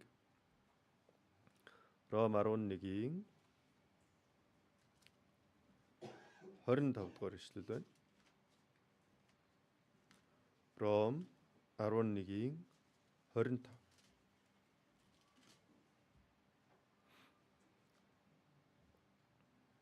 Ром 11-ийн 25.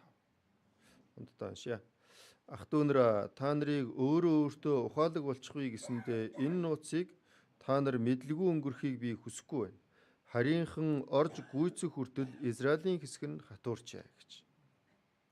За эндээс харуул харийнхан орж гүйцэх хүртэл гэж байгаа биз? Энэ орж гүйцэх гэдгийн ардталд А үсэг тэмдэглэсэн байгаа биз? А үсэгний тэмдэглэлийг доороос нь харуул харийнхны тоо гүйцэх гэсэн байна. Өөрөөр хэлбэл харь үндэснүүдээс аврагдах хүмүүсийн тоо байгаа. Тэр тоо гүйцнэ. Тэр тоо гүйцэх юм бол одоо энэ авралын боломж Израильчууд руу шилжинэ гэсэн. Тийм учраас 25-ын 26 Ром 11-ийн 26 дээрээс харуул гэвч бүх Израиль аврагдах болно. Тийм ээ. Өөрөөр хэлбэл энэ авралын боломж харийнхан дээр байжгаад харийнхан дотроос аврагдах хүмүүсийн тоо гүйцэх юм бол одоо авралын боломж Израиль руу шилжинэ гэсэн. Тэгээд энэ Израильчуудад хэдэн жилийн хугацаанд авралын боломж өгөгдөх вэ? Библиэлдээс харуул 7 жилийн турш өгөгдөнө. Тийм ээ. Тэгэхээр энэ харь үндэснүүдийн дотроос аврагдах хүмүүсийн тоо гүйцчвэл бузар сүнс шууд тогтоогдсон хугацааныхаа дагуу явах гэдэг байхгүй. Тийм учраас одоо бузар сүнс яах вэ? Аль болох хүмүүсийн авралд саад хийхийг хүсэж байна. Тийм ээ.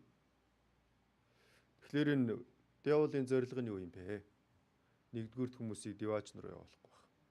Хоёрдугаарт өөрөө аврагдах хүмүүс саад хийж энэ там руу явах хугацаагаа жаахан жуултгаа сунгахыг хүсэж байна. Тийм учраас энэ диаволын зорилго бол авралт хүрэхгүй байх, аврагдсан хүний дайтай амьдрахгүй байх. Авралт хүрэхгүй л байгаад бол өөрт нь хугацаа жоохон олд. Аврагдсан хүний дайтай амьдрахгүй байх юм бол тэр хүнээр дамжуулаад дараагийн хүн аврагдахгүй шүү дээ. Аврагдсан хүний дайтай амьдрсан ч аврагдаагүй юм шиг амьдрсан ч тэр хүний аврал нь бол алдагдахгүй. Тэр хүн диваачнд очих нь хэвээр. Библиэлдээс харуул Авраамийн үеэлд Лот гарч байгаа. Лот бол өөрөө зөвхт хүн байсан юм а гэж. Тэгтэл тэр Лот гэдэг хүнээр дамжуулаад хүн аврагдсан болов. Лот Содом Гомород амьдарч агаад тэр хот нь галаар шатах үед гэрийнх нь бүх эд хөрөнгө, хүргнүүд, эхнэр юу ч байхгүй 2 охинтойгоо л тэндээс гарч ирсэн баг. Лот бол аврагдсан хүн байсан учраас Авраамтай буюу Бурхны ерөөл амлагдсан тэр хүнээс хол амьдэрсэн ч гэсэн аврал нь бол алга болохгүй баг. Гэхдээ тэр Лотоор дамжуулаад хүн аврагдсан уу? Аврагдаагүй. Тэгэхээр бузар сүнс нэгдүгээрт аврал хүрэхгүй байх. Хоёрдугаарт аврагдсан хүний дайтай амьдруулахгүй байх зорилготой. Бид нэр аврагдсан хүний дайтай амьдрахын төлөө хичээх юм бол бид бүхнээр дамжуулаад дараагийн хүмүүс аврагдана. Гэхдээ бид бүхэн аврагдсан хүний дайтай амьдрахгүй байвал биднэр дамжуулаад магад нэг ч хүн аврагдахгүй. Та бүхэнд ч гэсэн итгэлийн амьдралын гашуун дуршлагууд бас байдаг байх. Надад ч гэсэн итгэлийн амьдралын бас арилгахыг хүсдэг дурсамжууд бас байдаг байх. Дөнгөж аврагдаад удаагүй байх үедээ найзуудаасаа болоод 1 жил итгэлээр сайн амьдарч чадаагүй гэсэн шүү дээ. Тэр найзуудтайгаа аврагдсан хүний хийж болохгүй юмнуудаас хийж байгаа шүү дээ. Муухай үг хэлдэг ч юм уу, тийм ээ? Тэгтэл тэр найзууд маань яг намайг сүмд явж байгааг бас мэдчихэж байгаа шүү дээ. Сүмд явж байгаа гэдгийг мэдсэн мөртлөөсөө цуг муухай үг хэллээ. Цуг буруу үйлдэл гаргалаа. Тэгэхээр тэр найзууд маань яаж аврагдах юм бэ? Тэр үед яасан бэ гэхээр бузар сүнсний залим ихэнд унаад явж байгаа. Би тэр чигээрээ амьдраад байсан бол надаар дамжуулаад нэг ч хүн аврагдахгүй. Тэгэхээр бузар сүнс аврагдсан хүний дайтай амьдруулахгүй байхыг хүсэж байгаа. Яагаад? Тэгжээж нэмж хүн аврагдахгүй шүү дээ. Тэгээ бузар сүнс бидний авралыг бол булаагаад авч чадахгүй.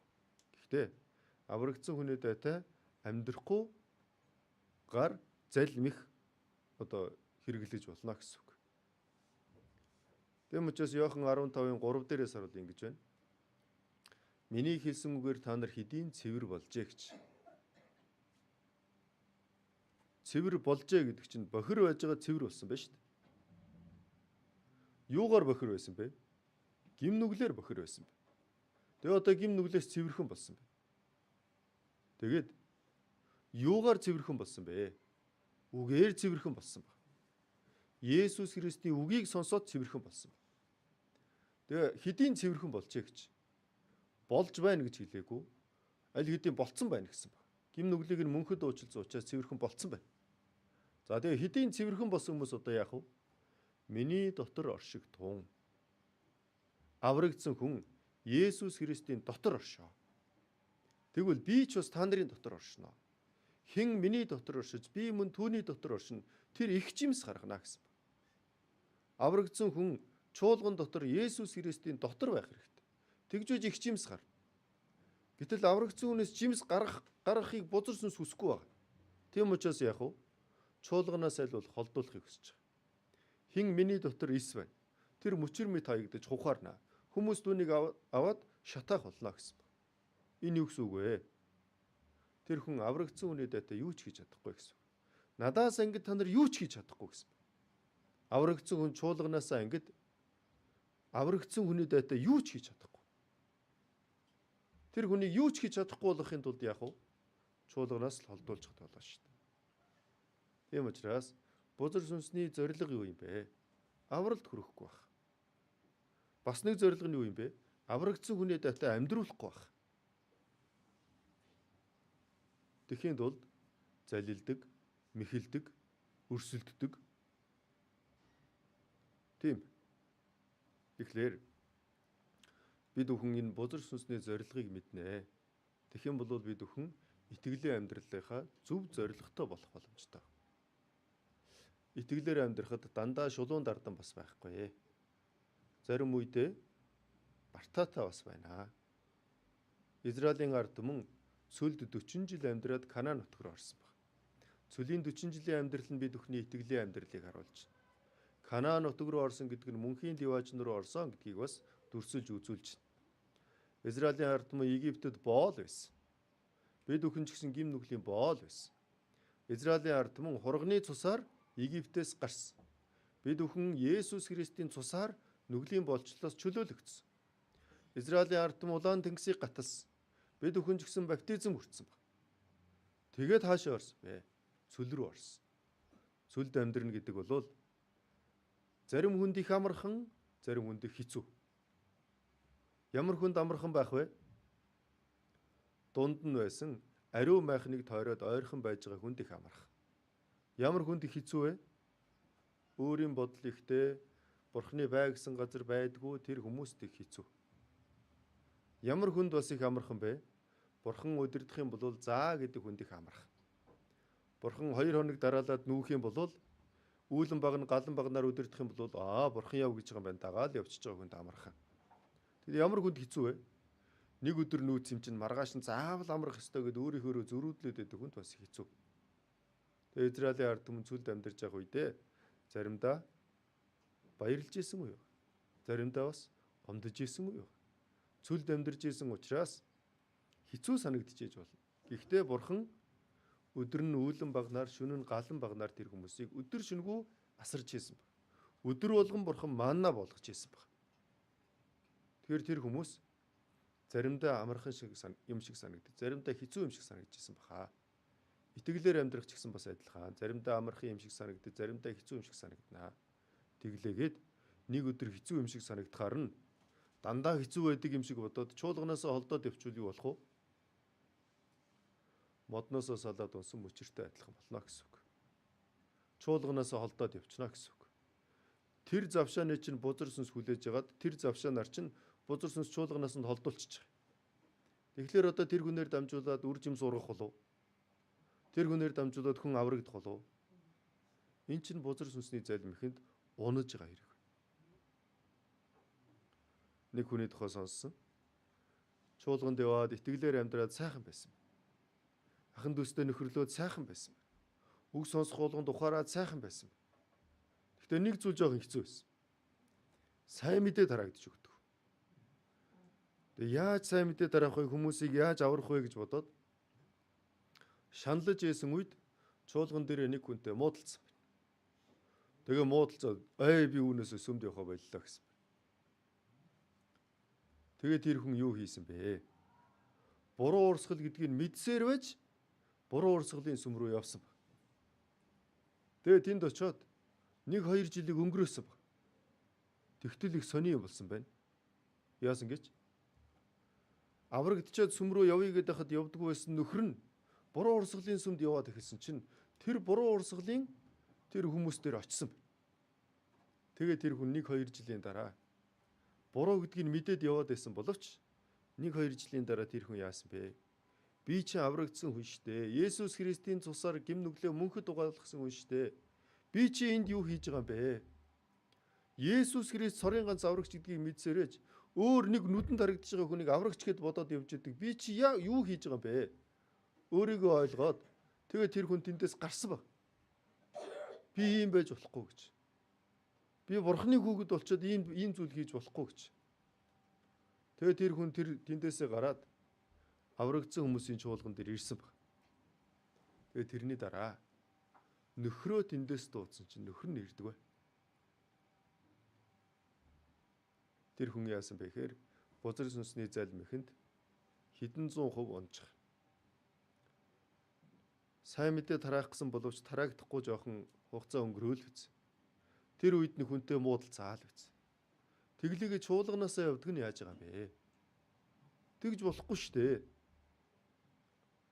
Өнгөрсөн хугацаанд аврагдсан хүмүүстэй цуг байнга нөхөрт нь чуулганы ахын төс зөндөөсөө хандсан байхгүй юу? Тэгээд нөхөр нь за би ихнэрээ дагаад нэг сүм рүү явъя дагаа бодож исэн. Гэтэл тэр үед ихнэр нь чуулганыхаа хүнтэй муудалцаад чуулган руу явах болоод өөр нүдэн дарагдж байгаа хүнийг аврагч гэд итгэж байгаа хүмүүс төр яваад очсон баг. Тэгэхээр нөхөр нь одоо яах вэ? Бурхны тухай мэдэхгүй шүү дээ. Есүс Христийн тухай мэдэхгүй. Эхнэрийгээ дагаа сүм рүү нэг очие гэж хэлжсэн чинь эхнэрийнх нь явдаг сүм өөр болцсон байна гэд. Тэгээ нөгөө буруу урсгалын сүм рүү яваад очиж байгаа байхгүй юу? Өнгөрсөн хугацаанд нөхрийг нь авралт хөрөхийн төлөө ахан дүүсийн гаргасан хичээл зүтгэл бүх юм бүгдийг нь 0 болгосон байна. Тэр хүн яасан бэ? Бузар сүнсний залмихэнд унсан байна шүү дээ. Тэгэхээр бузар сүнс бол залтай, бузар сүнс бол мэхлэгч. Хүнийг авралт хүрэхгүй байхыг хүсэж байна. Аврагдсан хүнээр дамжуулаад дараагийн хүн авралт хүрэхгүй. Аврагдсан хүнийг аврагдсан хүнээдээ амьдрахгүй байлгахыг хүсэж байна. Тэр бид бүхэн итгэлээр амьдрах явцдаа би ч юм бас өрсөлдөгчтэй шүү. Намайг буруу тийшээ болгоё гэсэн өрсөлдөгч байгаа шүү. Энийг бас бид бүхэн сайн мэдчих хэрэгтэй. 1-р Петр номноос харъя. 1-р Петр 5-р бүлэг байна. 1-р Петр 5-ын 8.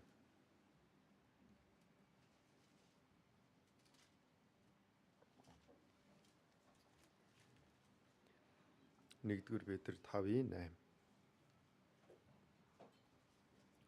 За. 1-р Петр 5-ын 8. Хамтдаа уншийе. Саруул ухаантай сонор сэрэмжтэй бай. Та нарын өрсөлдөгч болох диавол нь хэн нэг задихаар хайж буй архирах арслан мэт энд тэндгүй явдаг. Эрүүл ухаантай бай. Хэдэн бурхан байгаа вэ? Нэг л бурхан байгаа шүү дээ. Хүн бурхан хоёрын хоорондох асуудал юу вэ? Гим нүгэл шүү дээ. Тэр асуудлыг шийдэж өгөх нэгхэн л аврагч байна.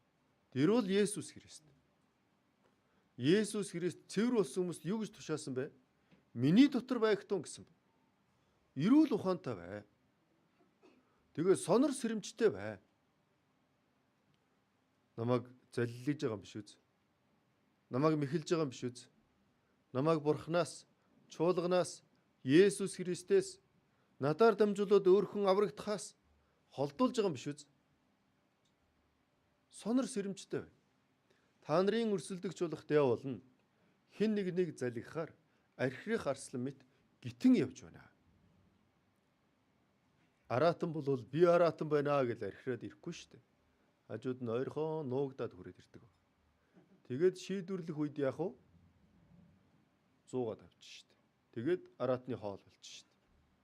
Саяны миний хэлсэн тэр имэгтэй бузар сүнс ойрхон ирцэн байгааг ойлгосон байна. Ойрхон ирцэн байгааг мэдээгүй байна тэр имэгтэй. Тэгээ бузар сүнс яасан бэ? Сайн мэдээ тараагдахгүй чудчлаа. Хүнтэй ч муудалцчлаа, сэтгэл нь ч цөхөрчлөө. Тэр үед нь ямар бодлоор болсон бэ? Есүс Христийн дотор байгаа болий гэдэг бодлыг болсон байна.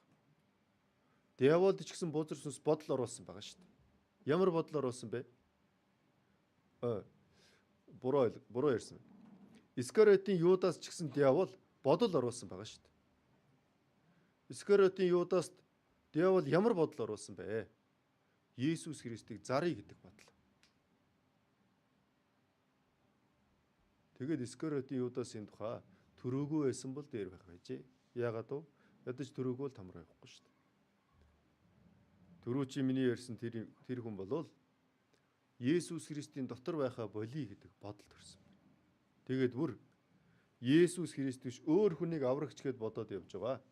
Тийм хүмүүс төр очие гэдэг бодлыг төрүүлсэн. Ингэснээрээ тэр хүнч тийм ээ буруу сонголт хийж байна. Тэр хүний араас аврагдах хүмүүс нь ч гэсэн аврагдахад бүр илүү хэцүү болж байгаа. Тийм учраас бид өхөн өрсөлдөгчтэй шүү. Дотор маань төрж байгаа бодлууд зөв юм бодогдож гинэ үү, буруу юм бодогдож гинэ үү? Энийгээ бас бид өхөн ойлгодог байна. Энэ бас их чухал зүйл байна. Тэр бузар сүнсийн зорилго бол авралт хүрэхгүй байх. Аврагдсан хүнийг аврагдсан хүний дайтай амьдруулахгүй байх. Тэгээ бузар сүнс өрсөлдөж байна гэж шүү дээ. Аврагдсан хүнтэй хүртэл өрсөлдөж шүү дээ. Аврагдсан хүний авралыг нь аваад явж чадахгүй ч гэсэн аврагдсан хүний дайтай амьдрахын аргагүй болгож болж чаднаа гэсэн. Тийм учраас өрсөлдөгчтэй гэдгийг бид өхөн бас мартаж болохгүй. Үүний дараа бузар сүнс юугаар дамжуулаад ажилддаг юм болоо? Тийм ээ. Бузар сүнс юугаар дамжуулж ажиллах вэ? Бид өхөнд байгаа гимт чанараар маань дамжуулаад бузар сүнс ажилддаг. Бид өхний гим нүглийг бол бурхан мөнхөд уучлаад өгсөн байна. Гэхдээ бид өхний дотроос гимт чанар байна. Тийм учраас гим хийх магадлал байна. Тийм учраас гим хийхгүй байхын тулд хичээл зүтгэл гаргах хэрэгтэй. Гэтэл бид өхний дотор байгаа тэр гимт чанарыг маань бузар сүнс ашиглаж бид өхнийг унгах боломжтой байна. 2-р Петрийн номоос харцгааг тэр хашаа эргүүлээд 2-р Петр 2-ын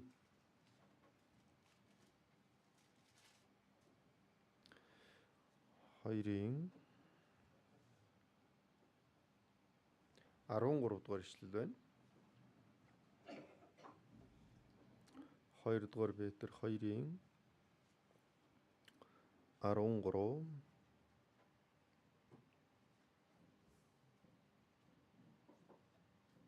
Хамтдаа уншийе. Ингэхдээ тэд буруу үлийнхээ төлөөсөн зовдөг. Өдрийн цагаар наргид цэнхийг тэд жаргал хэмээн тооцдог байна. Толб өөсөв бүхий тэд та нартай хамт найрлахдаа өөрсдийнхөө залмихэнд цэнгэдэг. Эндээс харуул наргиж цэнхийг жаргал хэмээн тооцдог гэсэн байгааз. Тэгэхээр юуг жаргал гэж бодох вэ гэдэг их чухал. Бид бүхэнд гимт чанар байгаа учраас гим хийхээрээ өөрсдийгөө жаргаж яах гэж боддог хүмүүс бас байна. Бид бүхэн ч гэсэн урд нь гим хийхээрээ өөрсдийгөө жаргаж байна гэж бодож исэн үе бас байгаа. Наргиж цэнгэхлээрээ өөрсдийгөө жаргаж яах гэж бодож исэн үе бас байгаа. Гэхдээ тэр үе болвол наргиж цэнгэхээрээ ч зовдөг, наргиж цэнгэснийхээ дараа ч зовдөг. Тэр бол ерөөсөө наргиж цэнгэнэ гэдэг жаргал байгаагүй. Тэр бол зовлон байсан. Мөнгөөрөө наргиж цэнгэдэг. Эдийн засгийн хувьд зовлон. Тэгээд мөнгөөрөө наргиж цэнгэсний дараа бие нь өсөгддөг. Эрүүл мэндийн хувьд зовлон. Тэгээ мөнгөөрөө наргиж цэнгээд бие нь өвдсөн. Мөнгөөрөө наргиж цэнгэж явах үедээ юу хийснээ бас мэддэггүй. Сэтгэл санааны зовлон. Тэгтэл энэ бузар сүнс яадаг вэ? Наргиж цэнгэх нь жаргал юм а гэж боддог. Гим хийх нь жаргал юм а гэдэг ойлголт хүнд өгчдөг. Тэгэхээр бид бүхний хувьд ч гэсэн энэ бузар сүнсний залим ихэнд унаад би наргиж цэнгэж байгаа маань жаргалаа. Гим хийж байгаа маань жаргалаа. Ингэж бодоод бид нар бас буруу амьдрах боломжтой. Бодит байдал дээр хүмүүс бас тэгж ярьж штэ. Өө сүмд явдаг хүмүүсийн амьдрал их уйтгартай гэж. Сүмд явдаг хүмүүс арх ууж чаддаггүй, сүмд явдаг хүмүүс тамхи татж чаддаггүй, хамаг эрхчлөөгөө булаалгацсан гэж.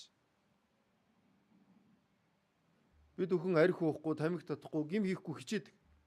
Эрхчлөөгөө булаалгасантаа тэгээд байгаа мó. Үгүй штэ. Бид нар ч харин ч эрхчлөөгөө эдэлж байгаа байхгүй. Та би таагнаас нэг асуулт асууя. Тамхи татах эрхчлөө мөн үү? Тамхи татах эрхчлөө мөн үү? Биш үү? Мөн штэ. Тэр хүн эрхчлөөгөө л эдэлж штэ. Тамхи татах ч гэсэн эрхчлөө штэ.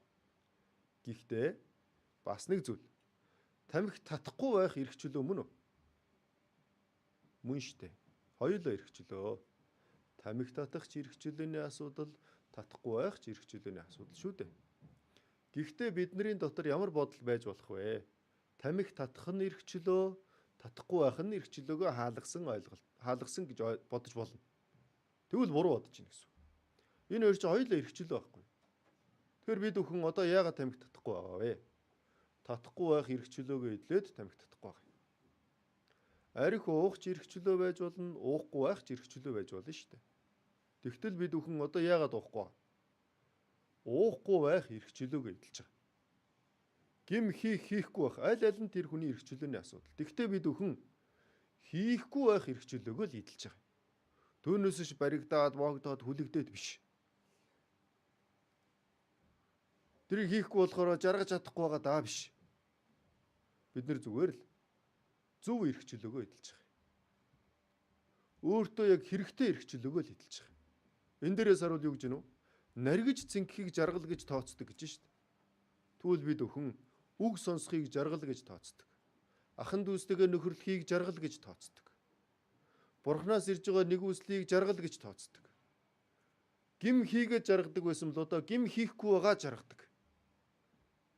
Зөв амьдраа жаргадаг. Урд нь хүнээр муу хэлүүлээд жаргадаг байсан бол өөний өстө шал өөр болсон биш шүү дээ. Өөнийг ч хийдгүй юм байна шүү дээ. Ингэж хэлүүлэхээрээ жаргадаг. Бид өхөн одоо юуг жаргал гэж тооцох юм бэ? Тийм ээ? Бузар сүнс бол бид өхний дотор гимт чанар байгаа учраас наргиж цэнгэхийг жаргал гэж тооцуулаад тэр гимт чанараараа дамжуулаад бузар сүнс бид өхнийг унгаж болно.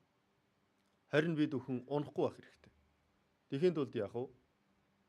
Бид өхөн юуг жаргал гэж тооцох юм бэ? Түүнийгээ ойлгох хэрэгтэй. Хүмүүс буруу юм хийхээрээ жаргаж ийн гэж ойлгож байж магадгүй. Гэхдээ хүн нэг ч гим хийхгүй бол тэндээс бүр илүү том баяр хөөр байдаг шүү дээ. Удахгүй мөрөө сонсголгүй ахын дүүс орон нутагт байгаа сонсголгүй одоо хүмүүс дээрээ очих гэж байгаа гэж сонссон байна. Аврагдсан хүмүүс хамтдаа цуглаад Библийг уншаад, хамтдаа цуглаад Бурхны өмнө зөв амьдрах гэж хичээгээд. Аврагдсан хүмүүс Бурхны өмнө зөв амьдрах юмсан, хүнд сайн мэдээ тараах юмсан. Ингээд явах юм бол өмнөхөөс хамаагүй бага юм хийдэг. Бүр огт гим хийхгүй ч бараг байх боломжтой. Бараг шүү. Тэгэх юм бол яагаад ч Бурханаас өгж байгаа баяр хөөр гэдэг. Бурханаас ирж байгаа баяр хөөр. Тэр чинь бид бүхний жинхэнэ баяр хөөр шүү дээ. Тэр чинь бид бүхний жинхэнэ жаргал байхгүй. Тэгэхээр бузар сүнс дандаа гим хийлгжээж баяр хөөргийг мэдрүүлэх гэдэг. Тэгтэл бид бүхний дотроос гимт чанар нь байгаад байдаг. Тийм учраас бузар сүнс бид бүхний гимт чанараар манд дамжуулаад бид бүхнийг унгаж ус магадгүй. Тийм учраас одоо яах вэ? Аль аль нь эрхчлөө шүү. Үүнийг бас ойлгох хэрэгтэй. Алийг яг би жаргал гэж үзэх юм бэ? Үүнийг бас ойлгоно. Энэ бас их чухал байна. Бас бузар сүнс юугаар дамжуулаад бид бүхнийг мэхэлж болох вэ? Бид бүхний дотор шунал гэж юм бас байгаа. Тийм ээ? Шуналгүй хүн гэж юусоо байх болов? Огт шуналгүй хүн гэж байх болов? Байхгүй хаа. Тийм ээ? Гэхдээ бид бүхэн яах вэ? Тодорхой хэмжээний хүсэл тэмүүлэлтэй, ирмэлзэлтэй, урдаа тавьсан зоригтой амьдрах чухал. Гэхдээ хитрхи шунаад эхлэх юм бол түүгээр дамжуулаад бузар сүнсээс ажиллах боломжтой. Яаков номноос харцгаая бүгдээрээ. Яаков 1-ийн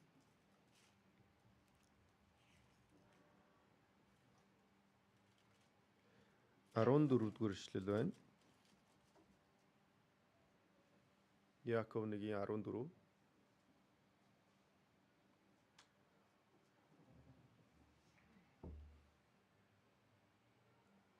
Яаков 1-ийн 14. Хамтдаа уншийе. Харин хүсэл тачаалдаа автаж өдөөгдөх үедээ хүн бүр уруу татагддаг юм аа. Хүн хизээ уруу татагддаг юм бэ? Хүсэл тачаал, өөрөөр хэлбэл шунал. Тэгээд тэрэндээ яадаг гэж нү? Автдаг гэсэн байна. Тийм байна уу? Хүсэл тачаалдаа автдаг гэсэн. Тэгээд тэр хүсэл тачаалаараа өдөөгддөг гэсэн. Тэгэхээр хүн яадаг юм бэ? Уруу татагддаг. Хүн зоригтой амьдрах ёстой, тэмүүлэлтэй амьдрах ёстой, биелүүлэх зүйлээ хараад хүн амьдрах ёстой шүү дээ. Гэтэл тийм зүйл биш. Зүгээр шуналдаа автдаг. Тэгээд тэр шунал төрж болно шүү дээ бидний дотор. Гэхдээ тэр шуналдаа би өөрөө автах юм уу үгүй юм уу гэдэг чинь бидний өөрсдийн сонголтын асуудал байхгүй юу? Тэгээс тийм шунал төрлөөж гисэн тэр шуналдаа өдөөгдөх юм уу үгүй юу гэдэг чинь бид бүхний өөрсдийн сонголт шүү дээ. Тэгэхээр бузар сүнс ус яах вэ? Бид бүхний шунал гэдэг юмар дамжуулаад бид бүхнийг сордог, уруу татдаг. Тэгээд тэр уруу татлаханд автагдах үгүй юу гэдэг нь тэр хүнээс өөрөөс нь хамааралтай. Бид бүхний бузар сүнс энэ шунлаар маань дамжуулаад бас уруу татдаг. 13 дугаар эшлэл дээрээс орвол уруу татагдах үедээ хинч бурхан намайг уруу татаж байна гэж бүү яриг. Учир нь бурхан муу муухад уруу татагдахчгүй тэр хэнийг ч уруу татахгүй. Бурхан бол шалгадаг, сордог. Гэхдээ бурхан уруу татдаг. Харин энэ уруу татлах хинээс ирдэг вэ? Бузар сүнснээс ирдэг. Бузар сүнс юугаар дамжуулаад уруу татах вэ? Хүсэл тачаал, шунал гэдэг юмар. Хүнд эдийн засгийн шунал төрдөг. Эсрэг хүүсний шунал төрдөг. Эрх мэдлийн шунал төрдөг. Нэр төрийн шунал төрдөг. Ийм шуналнууд төрж байгаа. Тэгвэл тэр шуналаас бид бүхэн яах вэ? Өөрсдийгөө сэргийлэх хэрэгтэй. Тэр шунал төрлөөч гэсэн автахгүй байхад анхаарах хэрэгтэй. Энэ шуналаар манд дамжуулаад бузар сүнс уруу татах боломжтой.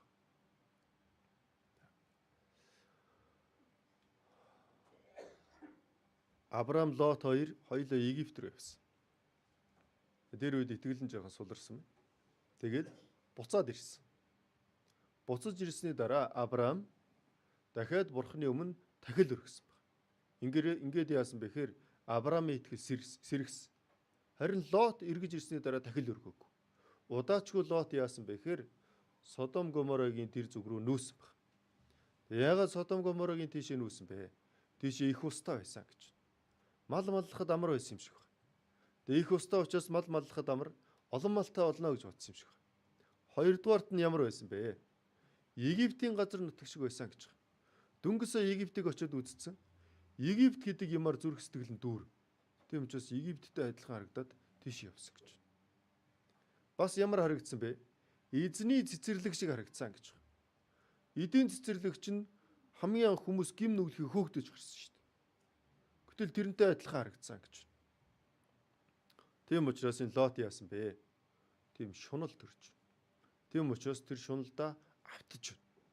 Тэгээд тэрэндээ өдөөгдөө тэр талаа сонгосон. Уг нь Авраам за хоёлоо хоёр тийш нүү. Чи хаашаа нүүх үү гэд асуувал Лот юу гэж хэлэх вэ? Уучлаарай хаа. Би танаас салж нүүхгүй. Танаа малчид манай малчид хоёр хоорондоо зодтолцсон байна.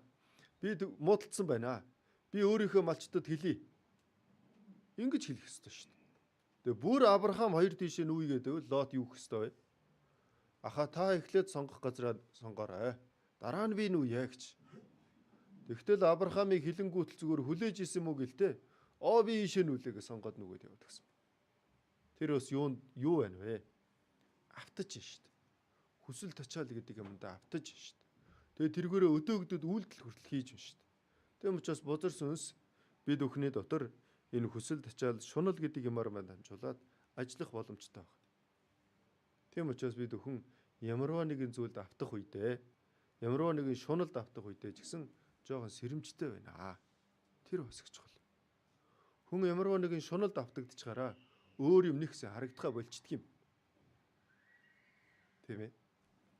Би нэг удаа нэг автаж үзэхгүй юу? Яасан бэ гэхээр манайх гэртээ буудангүй байсан байхгүй юу? Тэгсэн чинь гівгэнд буудантай болмоор санагдлаа. Тэгсэн чинь айлд орохоор юу их харагдаж байна гэж буудан л харагдаад байгаа. Ерөөсөө тэр айл ямар ширээтэй, тэр айлд ямар хүмүүс амьдэрдгийг нэг онц бодогдохгүй. Буудан л харагдаад байгаа. Тэгээ би бас буудантай боллоо. Тэгээ буудантай болсон чинь бүгдээрээ бас буудан чи адилхан биш юм байна шүү дээ. Дотроо бас өөр байдаг юм. Тэгсэн чи одоо дараа нь бас юу харагдаж байна гэж буудангуу дотроо гой буудан харагдаад байгаа. Гой буудан. Урд нь бол бүгдээрээ адилхан буудан юм болоо гэсэн чинь буудантай болсны дараа их гой буудан нь харагдаад байгаа. Тэгээ буудан байсан ч амьдрын байхгүй байсан ч амьдрын шүү дээ. Буудангийн үедээ буудангийн тухай бодолд автаагүй үедээ зүгээр л байсан байхгүй юу? Тэгтэл буудан гэдэг бодолд автангууд ерөөсөө тэр буудан гэдэг бодол бусад бүх юмнуудыг ингээ хаачаад байгаа. Нүдэнд өөр юм харагдахгүй. Тийм ээ. Тийм учраас бид бүхэн ч гэсэн амьдрах явцад ганц буудан гэлтгүүгээр өөр янз янзын зүйлүүдүүд бас автаж болно. Тэгвэл тэрэнд автах үедээ бид бүхэн яах вэ? Үүгээр дамжуулаад бузар сүнс намайг сорж иж болно шүү. Уруу татчихэж болно шүү. Үүнийг бас ойлгох хэрэгтэй. Зарим хүмүүс цагаан сар болоод эхлэхлээр их гоё цагаан сар хийгээд ширээ дүүрэн одоо тийм ээ гоё амттантай тэгээ ширээн дээрээ том махтай тэгээд их өндөр олон үе тавгтай гэл. Тэгээ тийм юмд автахлаарээ өөр юу ч харагдахаа болчдөг. Тэгээ баахан зээл аваад цагаан сараа хийчдэг. Тэгээ цагаан сарын дараа зээлээ хин төлөх үү? Тэр хүн өөрөө л төлөх шүү дээ. Тэр үед яасан бэ? Бузар сүнсний уруу татлаханд унтсан ч байх боломжтой. Гэхдээ цагаан сарыг сайхан тэмдэглэж болно шүү дээ. Заавал уруу татлаханд унахгүйгээр ч тэмдэглэж болох байхгүй юу? Тийм ээ. Тэгээд хүн тийм шуналдаа автахлаарэ бузар сүнсний уруу татлаханд унаад дараа нь бодоод үзэхлээрэ хууртцсан байж штэ, тийхгүй байсан ч болох байсан байж штэ. Тийм бодлоо төрдөг. Тийм учраас шуналаар дамжуулаад бузар сүнс бид бүхнийг уруу татах бас боломжтой. Бас бид бүхний дотор төрж байгаа янз бүрийн бодлууд байна. Тэр бодлоор маань дамжуулаад бас бузар сүнс биднийг уруу татж болно. Иохан номноос бүгдээрээ төр харцгаая. Иохан 13 дугаар бүлэг байна.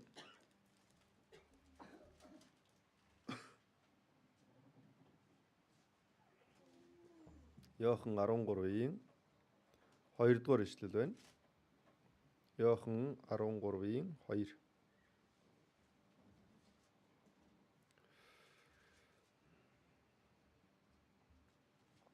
За, хамтдаа уншийе.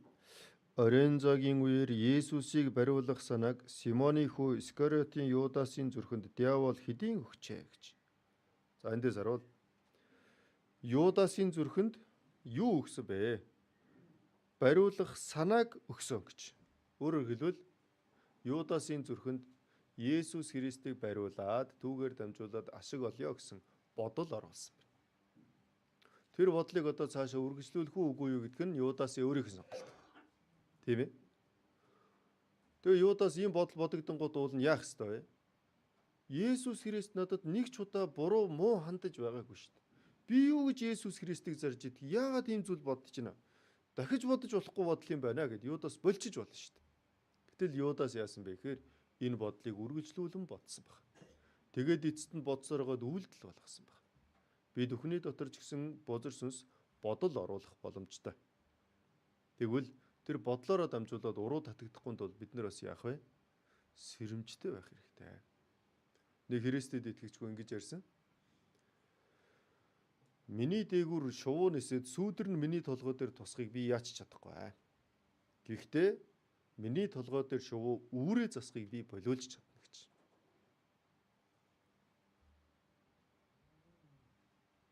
Энэ юу гэсэн үг вэ? Бидний дотор бодол төрж болно. Бодогдоод өнгөрч болно. Тэрийг бол яаж чадахгүй. Гэхдээ тэр бодол миний толгоон дээр үүрээ засахыг би болиулж чадна. Энэ Есүс Христийг заръя гэсэн бодлыг Юдас болж болно ш. Юу ярьж байгаа би чи юм бодож болохгүй ш. Тийм ээ? Есүс Христ чи хэн блэ? Өгсөн хүнийг амьлуулсан, өвчтөе хүнийг эдгээсэн, далайн давлгааг намжаасан. Ийм нэг би юу яаж зарж идэх юм бэ? Ингэж болохгүй ш гэж. Есүс Христос хэлсэн ш. Би та нарыг 12 өнгөчин сонгосон бос уу? Нэг чинь надаас урвнаа гэд хэлээд байгаа ш. Тэгэхээр Юдас Есүс намайг мэдж байгаа шүү. Би өөртөө буруу юм бодож болохгүй шүү гэл бодож болно та. Тэгээд тэр зарыг гэсэн бодлыг болж болно ш. Тэгтэл Юдас тэр бодлыг бодсоор байгаад эцэст нь үйлдэл болгосон. Үүнтэй адилхан бид бүхэн ч гэсэн бодож байгаа бодолтой жоохон болгоомжтой хандах нь их чухал байна. Тийм ээ? Тэр бодлоор мань дамжуулаад бид бүхнийг бас уруу татчих болно. Огт буруу бодол бодохгүй гэсэн үг биш. Буруу бодол бодогдож болно. Тэглээгээ дандаа буруу юм бодоод бай гэсэн үг биш шүү дээ, тийм ээ? Буруу юм бодож болно гэсэн ингээд ургуулад буруу юм бодоод байж болохгүй. Яалтгүй бодогдоод өнгөрч болно. Шувуу нисээд сүүдрэн дайрж байгаа юм шиг бодогдоод өнгөрч болох юм аа. Тэр үед яах вэ? Ойн байж болохгүй бодол байна. Ингээд дотроо бид бүхэн цэгцлэх хэрэгтэй. 2 дугаар Коринт номоос тэр харцгаая. 2 дугаар Коринт 10 дугаар бүлэг байна. 2 дугаар Коринт 10-ийн 5 дугаар ишлэл байна. За. Хамтдаа уншъя. Бурхны мэдлэгийн эсрэг босогч аливаа бардамлыг устгаж бодол бүрийг Христэд дуулууртай болгохоор олзолдог гэж. Бодлыг олзолдог гэж шүү дээ. Тийм ээ? Яаж олзлох вэ? Христэд дуулууртай болгохоор гэж. Тэгэхээр бид бүхний дотор Христэд дуулуургүй ч бодол төрж болно. Хаяа төрөөд өнгөрч болно. Тэр үед одоо яах вэ? Тэр бодлыг олзлох хэрэгтэй. Одоо Орос Украин хоёр байлдаж байгаа шүү дээ. Олзны зэргүүдээ сольж байгаа тийм ээ? Үүнтэй адилхан бид бүхний дотор буруу бодол төрөх юм бол олзны зэрэг шиг олзлоод авнаа гэсэн. Искариотын Юдасын хувьд яасан байх нь вэ? Тэр олзны зэрэг болох ёстой бодлыг олзлоогүй байна. Тэгснээс болоод нөгөө олзлоогүй тэр бодол нь энэ Юдасыг буруу сонголт хийхэд хүргэсэн байна. Тийм учраас бид бүхний хувьд гэсэн бузар сүнс бид бүхний гэмт чанараар дамжуулаад ажиллаж болно. Бид бүхний шунлаар дамжуулаад уруу татж болно. Бид бүхний бодож байгаа бодлоор дамжуулаад бас бид бүхнийг унгаж болно шүү. Үүнийг бас сайн ойлгож бид бүхэн энэ өрсөлдөгчтэйгөө тэмцэнэ. Тэгээд эцэст нь Бурхны өмнө зогсох үедээ сайн байна. Итгэмжтэй сайн болно. Тийм ээ? Эзнийхээ баяр баясгаланд ор гэж. Тэгэх юм бол тэр диваажинд Бурхны өгөх гэж байгаа тэр баяр хөөр ямар их байх вэ? Тийм ээ? энэ газар дээр баярлдгаас Деважинд очих юм бол хэд дахин гэдгийг нь одоо би сайн мэдэхгүй байна. Юу ч гэсэн хязгааргүй их дахин их баярлах бол.